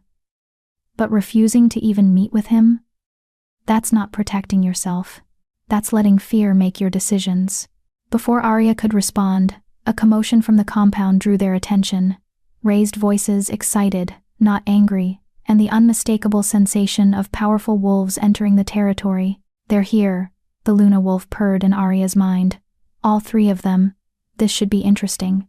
Arya sighed. Of course they'd all arrive at the same time. The three alphas who'd been courting her, if their aggressive, competitive version of courtship could be called, that had an uncanny ability to show up simultaneously, as if they coordinated just to make her life more complicated. She made her way down to the compound's main hall and found exactly the chaos she expected. Cade stood in the center, arms crossed, radiating dark intensity. Thorn leaned against a wall, grinning like this was all a grand joke. Zephyr perched on a table edge, looking amused and calculating as always. And around them, Luna's Haven wolves watched with barely concealed entertainment. This had become regular occurrence. The three alphas would visit, bring gifts or offers of alliance, compete for her attention, and generally turn her peaceful sanctuary into a circus of alpha posturing. "Gentlemen," Arya said dryly as she entered. "What a surprise. All three of you. At the same time. Again. It's almost like you're doing it on purpose." "We are absolutely doing it on purpose," Thorn said cheerfully. "Can't let the competition get alone time with you. I brought supplies for your healers," Cade said, gesturing to crates his wolves were unloading. "Rare herbs from Shadowfang territory. Your healer mentioned needing them last month." "I brought books," Zephyr added, indicating a different set of crates. "For your library, first editions of pack histories, including some that reference the original Luna wolves. Thought you might find them interesting." "And I," Thorn declared, "brought the most important thing of all." He whistled, and one of his wolves entered carrying chocolate, an entire crate of the finest chocolate from human territory. Because sometimes a Luna needs something sweet. Despite herself, Arya laughed. "You're all ridiculous." "Ridiculously devoted," Thorn corrected. "Ridiculously competitive," Cade muttered. "Ridiculously patient," Zephyr said smoothly, "considering you still haven't chosen any of us." And there it was. The question that had been hanging over Luna's Haven for 6 months. Every wolf in the territory knew about it. The three most powerful unmated alphas in the northern territories, all pursuing the same Luna wolf. It should have been romantic. Instead, it was complicated. "Can we talk?" Arya asked, looking at each of them. "Privately. All three of you." They followed her to her private quarters, a simple room overlooking the lake. She'd deliberately kept it modest, refusing the grand accommodations some of her wolves wanted to build. She was a Luna, yes, but she remembered too well what it felt like to sleep in servants' quarters. Once the door closed, the atmosphere shifted. The competitive playfulness faded, replaced by something more serious. "You're going to turn us all down," Cade said bluntly. "Aren't you?" Arya blinked, surprised by his directness. "What makes you think?" "Because I know that look," Cade interrupted. "I've seen it in my own mirror often enough. It's the look of someone who's been caged and is terrified of being caged again, even if the new cage is gilded." "I don't think of any of you as cages," Arya protested. "Don't you?" Zephyr's voice was gentle. "We're alphas. We have territories, responsibilities, political obligations. If you chose one of us, you'd be dragged into pack politics you've been carefully avoiding. You'd have to navigate alliances, territorial disputes, council meetings." He smiled sadly. "All the things you created Luna's Haven to escape." Thorn was uncharacteristically quiet, but when he spoke, his usual levity was gone. "We've been selfish, all of us, pursuing you like you're a prize to be won rather than a person trying to build a life." The truth in their words made Arya's chest tight. "It's not that I don't care about you. All of you. You saved me, trained me, helped me become who I am. But you need to figure out who you are without us," Cade finished, "without anyone telling you what you should be or who you should choose." Arya nodded, relieved they understood. "I spent 18 years being defined by what I wasn't. Wolfless, worthless, nothing. Then I became a Luna wolf, and suddenly everyone wanted to define me by that. Divine, powerful, a political asset." She looked at each of them. "I need time to define myself, to figure out what I want, not what others expect." "Then take it," Thorn said simply. "We'll wait." "That's not fair to you. Let us decide what's fair to us," Zephyr interrupted. "We're not fragile humans who'll wither without immediate gratification. We're alphas. we can be patient, especially for something someone worth waiting for. Besides, Cade added with a slight smile, competing for your attention has kept us from killing each other over territorial disputes. You're basically maintaining peace in the Northern Territories just by being indecisive. Arya laughed despite the emotion clogging her throat. So what? We just continue as we have been? You three circling, competing, bringing increasingly elaborate gifts? Why not? Thorne's grin returned. It's entertaining, and it gives your pack something to gossip about. Everyone loves a good romance. This isn't romance, it's a circus. Can't it be both? Zephyr asked innocently. Before Arya could respond, a knock at the door interrupted. One of her scouts, a young wolf named Gabriel, ironically stuck his head in. Luna, sorry to interrupt, but we have a situation at the southern border. Arya's instincts immediately sharpened. What kind of situation? A wolf requesting sanctuary. She's injured, scared, and Gabriel hesitated. She says she's from Silver Creek Pack. She says she's your sister. The room went silent. Lyanna. Arya breathed. The healer's den. H1. 1 hour later. Lyanna looked nothing like the proud, arrogant wolf, Arya remembered. She was too thin with dark circles under her eyes and poorly healed wounds across her arms and shoulders. Her golden hair was tangled and dirty, and when she looked up at Arya entering the healer's den, her expression was pure, broken desperation. You came, Lyanna whispered. I wasn't sure you would. Arya settled into a chair across from the bed where Lyanna lay. The healer had already worked on the worst wounds, but clearly there was more damage than just physical. What happened? Arya asked, keeping her voice neutral. She'd seen Lyanna twice since the trial, once when she'd returned to Silver Creek to formally reject her father's authority, once at a regional gathering. Both times, Lyanna had avoided her. Father happened, Lyanna said bitterly.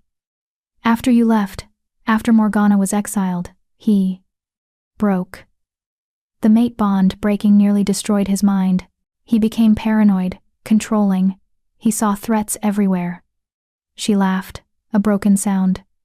Especially in me. Why you? Because I look like Morgana. Because I was raised by her, trained by her, favored by her. He started to wonder if I was corrupted too. If I was a dark witch in disguise. Tears tracked down Lyanna's face. I'm not. I swear, Arya, I'm not. But he wouldn't believe me. He had me tested, examined, questioned by council investigators, and when they found nothing, he still didn't trust me. Arya felt an unwelcome stab of sympathy. So you ran. I was going to be stripped of my heir status, reduced to Omega, made to serve as penance for my mother's crimes.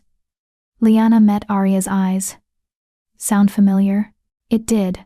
Horribly familiar. Why come here? Arya asked. Why not go to another pack, anywhere but to me?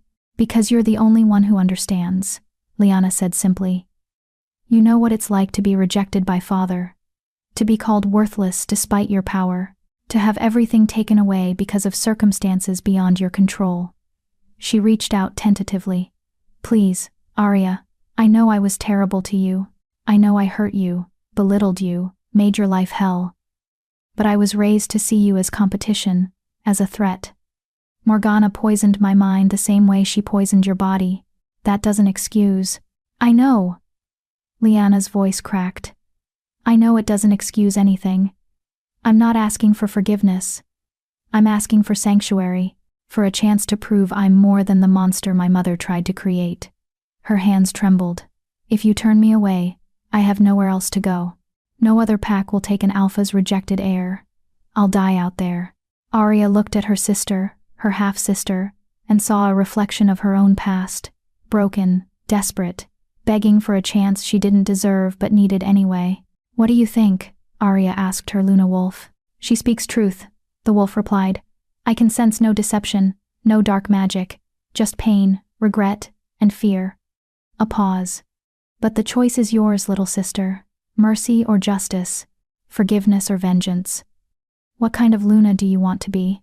Arya thought about 18 years of cruelty, of every cutting word, every training accident, every moment Lyanna had made her feel small. Then she thought about what she'd built here.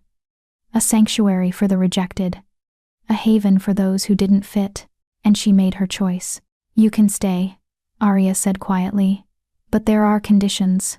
Hope flared in Lyanna's eyes. Anything. You come in as an equal. Not an heir, not special, not privileged. You work like everyone else. You train. You contribute. And if anyone tells me you've been cruel or dismissive or acted like you're better than them, you're gone.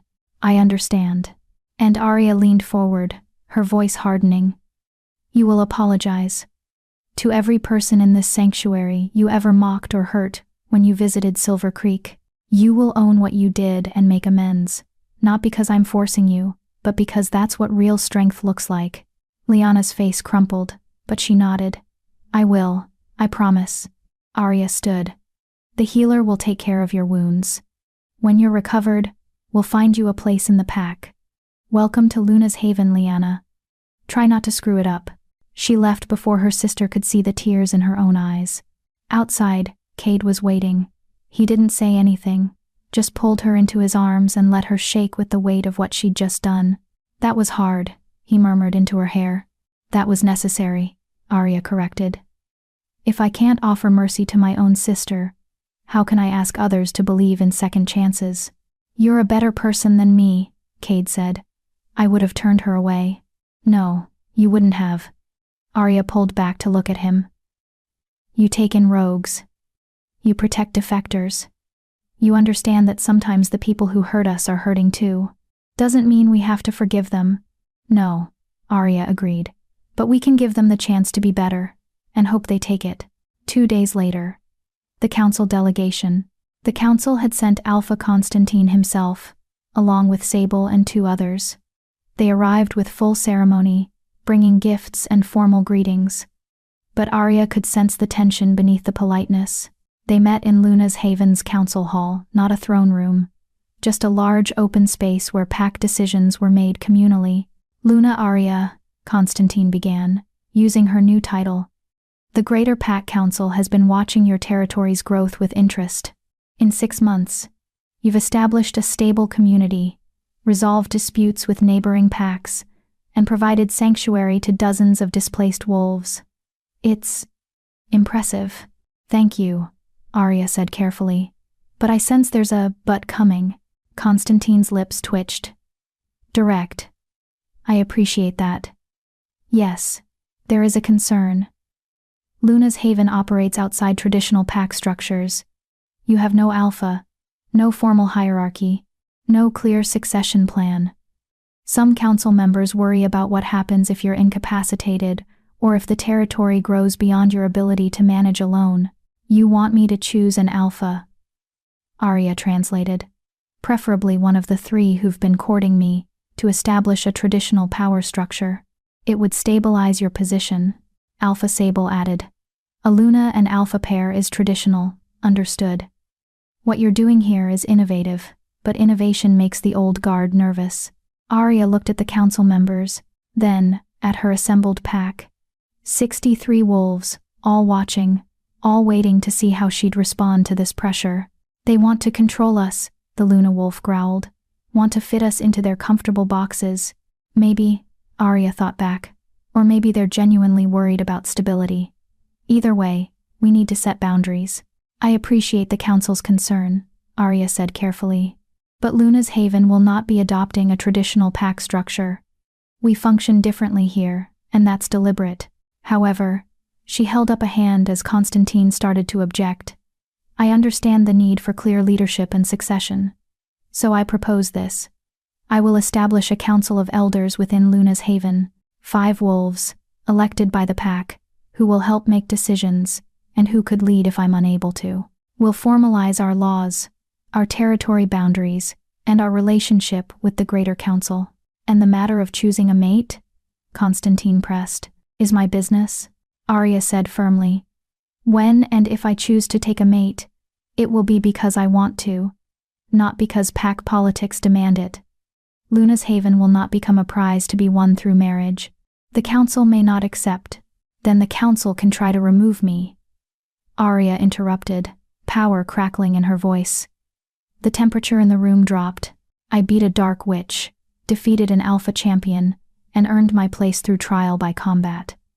If the council thinks they can force me into anything, they're welcome to try." The silence was absolute.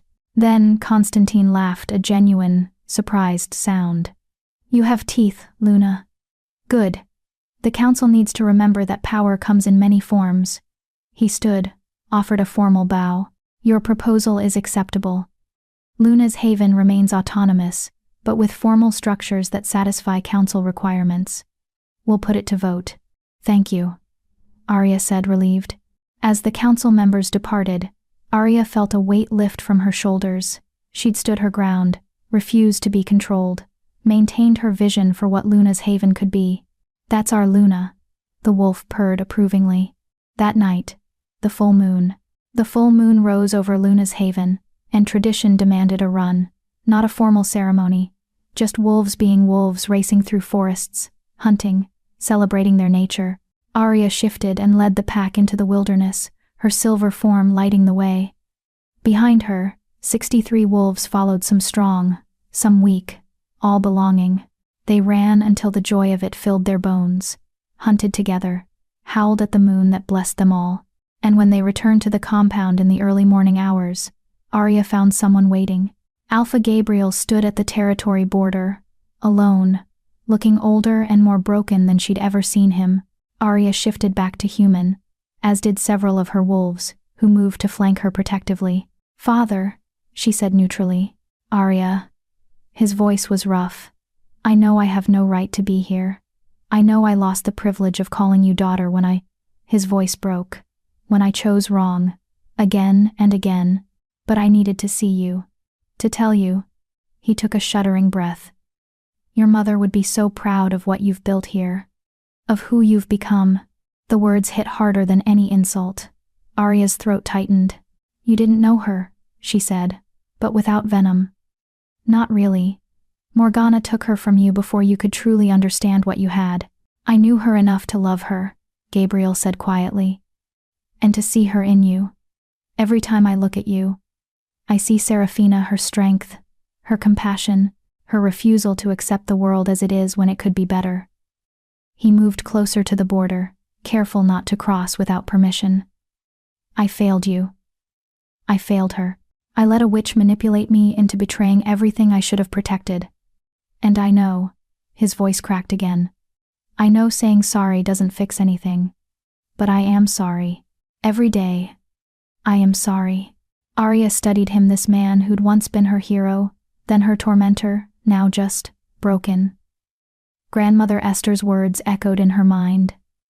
"Forgiveness isn't a switch you flip. It's a choice you make every day." "You're right," Arya said finally.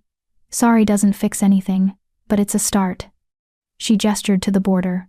"Cross, come see what I've built. Meet the wolves who chose to follow a Luna instead of an alpha. And maybe, if you listen more than you talk, we can start to figure out what kind of relationship we can have going forward." Gabriel's eyes widened with hope and disbelief. "You'd let me." "I'm offering you a chance," Arya interrupted.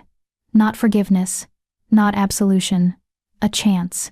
What you do with it is up to you." He crossed the border with reverent care, and Arya saw tears streaming down his face. "This is harder than fighting," Arya told her wolf. "Why is this so much harder?" "Because fighting is simple," the wolf replied. "Mercy is complicated. But that's what makes it powerful." 1 month later, Luna's Haven. The territory had grown again. 80 wolves now, with more arriving every week. The Council of Elders had been established. Grandmother Esther, a former rogue named Thomas, a young wolf with prophetic dreams, and 2 others elected by the pack. They met weekly to discuss issues, make decisions, and ensure Luna's Haven remained true to its principles. Lyanna had kept her word. She'd apologized genuinely, painfully, to every wolf she'd wronged. She worked in the kitchens now, the lowest rank, earning her place through service. Some pack members had accepted her, others watched her with suspicion, but she was trying, and that counted for something. Gabriel visited twice a week. He didn't try to reclaim authority or give unsolicited advice. He just listened, worked alongside other wolves. tried to understand what his daughter had become. It was awkward, sometimes painful, but progress.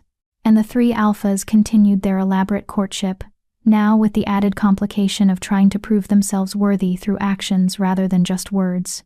Kate had helped defend Luna's haven from a rogue attack. Thorn had negotiated a trade agreement that benefited her wolves. Zephyr had provided intel that prevented a territorial conflict. They were still competing, but now they were competing to be better alphas, better allies, better potential partners. So, Grandmother Esther said one evening, finding Arya at her usual overlook, any closer to making a choice. About what? Arya asked, though she knew perfectly well. Don't play coy, child. About your three lovesick alphas. About your father. About what comes next. Arya smiled. Maybe I don't have to choose. Maybe the Luna Wolf's power is that she can forge her own path, create her own rules. That's an evasion, not an answer. Okay, fine. Arya sobered. I'm not ready to choose a mate. Maybe I never will be. But I am ready to forgive Father, or at least try to. And I'm ready to make Luna's haven into something that lasts. Something that changes how packs think about power and belonging. Ambitious, Esther noted. Necessary, Arya corrected. The old ways, the ones that let wolves like me be discarded, that made us feel worthless, they need to change. And if a Luna wolf can't change them, who can? Esther smiled. Your mother really would be proud. I hope so, Arya said quietly. She looked up at the moon, full and bright and beautiful. I hope wherever she is, she knows I became exactly what she wanted me to be. Not an alpha, not a prize. Just myself. Powerful, flawed, and free. Movement below caught her attention. Cade, Thorn, and Zephyr had arrived again, simultaneously, probably on purpose, bringing what looked like building supplies. What are they doing now? Esther asked, amused. No idea, Arya laughed. But knowing them, something ridiculous and competitive. She made her way down to investigate, and found the three alphas arguing good-naturedly about the best way to construct what appeared to be a training ground, an expanded one, much larger than what Luna's haven currently had. You're building something, Arya observed. Without asking. It's a gift, Cade said. For the pack, Thorn added. Not for you specifically, Zephyr finished. Though if you wanted to thank us individually, we wouldn't say no. Arya shook her head, but she couldn't stop smiling. You three are impossible.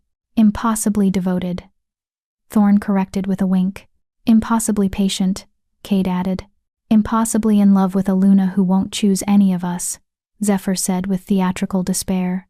Yet, Arya corrected. Won't choose yet. Maybe someday. When I figure out what I want. One of you will be the answer. She looked at each of them. Or maybe I'll surprise everyone and forge a completely different path. Who knows? We can wait, Cade said simply. Take all the time you need. Besides, Thorn grinned. The competition is half the fun. And watching you become the Luna you were meant to be? Zephyr's expression was sincere. That's worth any wait. Arya felt her chest warm. These three alphas, so different, all so completely supportive of her journey, had become friends. Allies. And maybe, eventually, something more. But for now, this was enough. The moon rose higher, bathing Luna's haven in silver light. Arya's wolves emerged from their homes, drawn by the moon's call, ready for the nightly run. Arya shifted, her Luna wolf form blazing with divine power, and howled, not a challenge, not a claim. Just pure, joyous celebration of what she'd become, what they'd all become. And as her pack howled in response, as three alphas bowed their heads in respect, as the moon blessed the territory she'd built from nothing, Arya understood the truth. She'd spent 18 years being told she was worthless, 6 months proving she was powerful. But now she was just learning to be free. And freedom, she was discovering, was the greatest power of all. 1 year later, the Greater Pack Council had called an unprecedented gathering. Every alpha in the Northern Territories, every Luna, every pack representative. They assembled in the gathering grounds, hundreds of wolves waiting to hear what the council had to say. Arya arrived with her entire pack, now 147 strong. Lyanna walked beside her, no longer an outcast but Luna's Haven's beta earned through a year of hard work and genuine change. Gabriel walked on her other side, no longer alpha of Silver Creek but an elder in Arya's pack, having formally abdicated to focus on making amends. And behind them, 3 alphas who'd finally stopped competing and started cooperating, forming a protective triangle that had become known throughout the territories as the Luna's Guard. "Think they're finally going to officially recognize us?" Lyanna asked nervously. "They'd better," Arya replied. "After everything we've done to prove ourselves." Alpha Constantine stood before the assembled crowd, his voice carrying across the grounds. 1 year ago, a Luna wolf emerged for the first time in 3 centuries. Many feared what her existence would mean. Would she dominate? Destroy? Disrupt everything we'd built? Arya's hands clenched. This could go either way. Instead, Constantine continued, she did something far more radical. She built a sanctuary that challenged our assumptions about pack structure, about worth, about who deserves belonging. Luna's Haven has taken in the rejected and made them powerful, has proven that new ways can work alongside old traditions. And most importantly, he looked directly at Arya, has reminded us all that the moon goddess's blessings come in many forms. The crowd murmured, uncertain where this was going. Therefore, Constantine's voice rang out clear and strong. The Greater Pack Council formally recognizes Luna's Haven as a sovereign territory. Arya, Luna Wolf, is acknowledged as its leader not as Alpha, but as Luna, the first territory in recorded history to be led solely by a Luna's authority. The crowd erupted, some in celebration, some in shock, all in noise. Furthermore, Constantine raised his voice to be heard. The council proposes a new tradition. Every year, on this date, we will gather to celebrate not just strength and dominance, but mercy and innovation. The Luna's Gathering, a time to remember that power comes in many forms, and all are blessed by the goddess. Arya felt tears prick her eyes. This was more than recognition. This was validation, not just of her, but of every wolf who'd ever been told they weren't enough. The ceremony continued with formal speeches and presentations, but Arya's attention was caught by movement in the crowd, a flash of silver hair she'd recognize anywhere. A woman stood at the edge of the gathering, translucent and glowing faintly with moonlight. She looked exactly like the portraits Arya had seen of her mother, beautiful, strong, with eyes like storm clouds and a smile that promised everything would be all right. "Mother?" Arya thought, her heart stopping. The apparition smiled, mouthed something that looked like, "I'm proud of you," and dissolved into silver light that was absorbed by the moon. "Did you see?" Arya started to ask Grandmother Esther. "I saw," Esther said softly, tears streaming down her face. "The goddess sent her to witness this, to see what her daughter became." Arya looked up at the moon, feeling a connection deeper than words. Her mother had given her life. The moon goddess had given her power, but she had given herself purpose. And that was enough. That was everything. 2 years later. Tell us the story again, Luna. The pups, 12 of them now, born to Luna's Haven wolves, gathered around Arya in the evening twilight. This had become tradition, story time under the stars, where Arya would tell them about courage and change, and becoming more than the world expected. All right. Arya settled onto the grass, and the pups immediately swarmed her with the fearlessness of children who'd never been told they were worthless. Once upon a time, there was a girl who everyone said had no wolf. They called her broken. They called her nothing. But what they didn't know was that she carried something far more powerful than any ordinary wolf. As she told the story, Arya felt 3 presences settle around her. Cade, Thorn, and Zephyr, still competing for her favor but now more friends than rivals, listening to a tale they'd become part of. She still hadn't chosen. Maybe she never would. Maybe being a Luna wolf meant forging your own path, writing your own rules. Or maybe, eventually, she'd surprise everyone, including herself, and choose all 3. Or none. Or something completely different. The beauty was, she didn't have to decide tonight. or tomorrow, or ever. If she didn't want to. She was free. She was powerful. She was loved. And she was exactly who she was meant to be. And what happened to the girl? A pup asked when she finished the story. Arya smiled, looking at her pack, her family, her home. She stopped trying to be what others expected. And she became everything she was meant to be. Did she live happily ever after? She lived bravely ever after, Arya corrected. Which is better? Because happiness is a moment, but bravery? Bravery lasts forever. The moon rose full and bright above Luna's haven, blessing them all with silver light. And Arya Blackwood, once wolfless, once nothing. Now Luna howled her gratitude to the goddess who'd never forgotten her. All alphas bowed, but the Luna stood free. If Arya's journey from bullied and broken to powerful and free moved you, don't forget to subscribe. Because stories of transformation and triumph deserve to be shared with others who need to hear that being different isn't being defective, it's being divine. Thank you for being here for every moment of Arya's evolution. You're part of her pack now.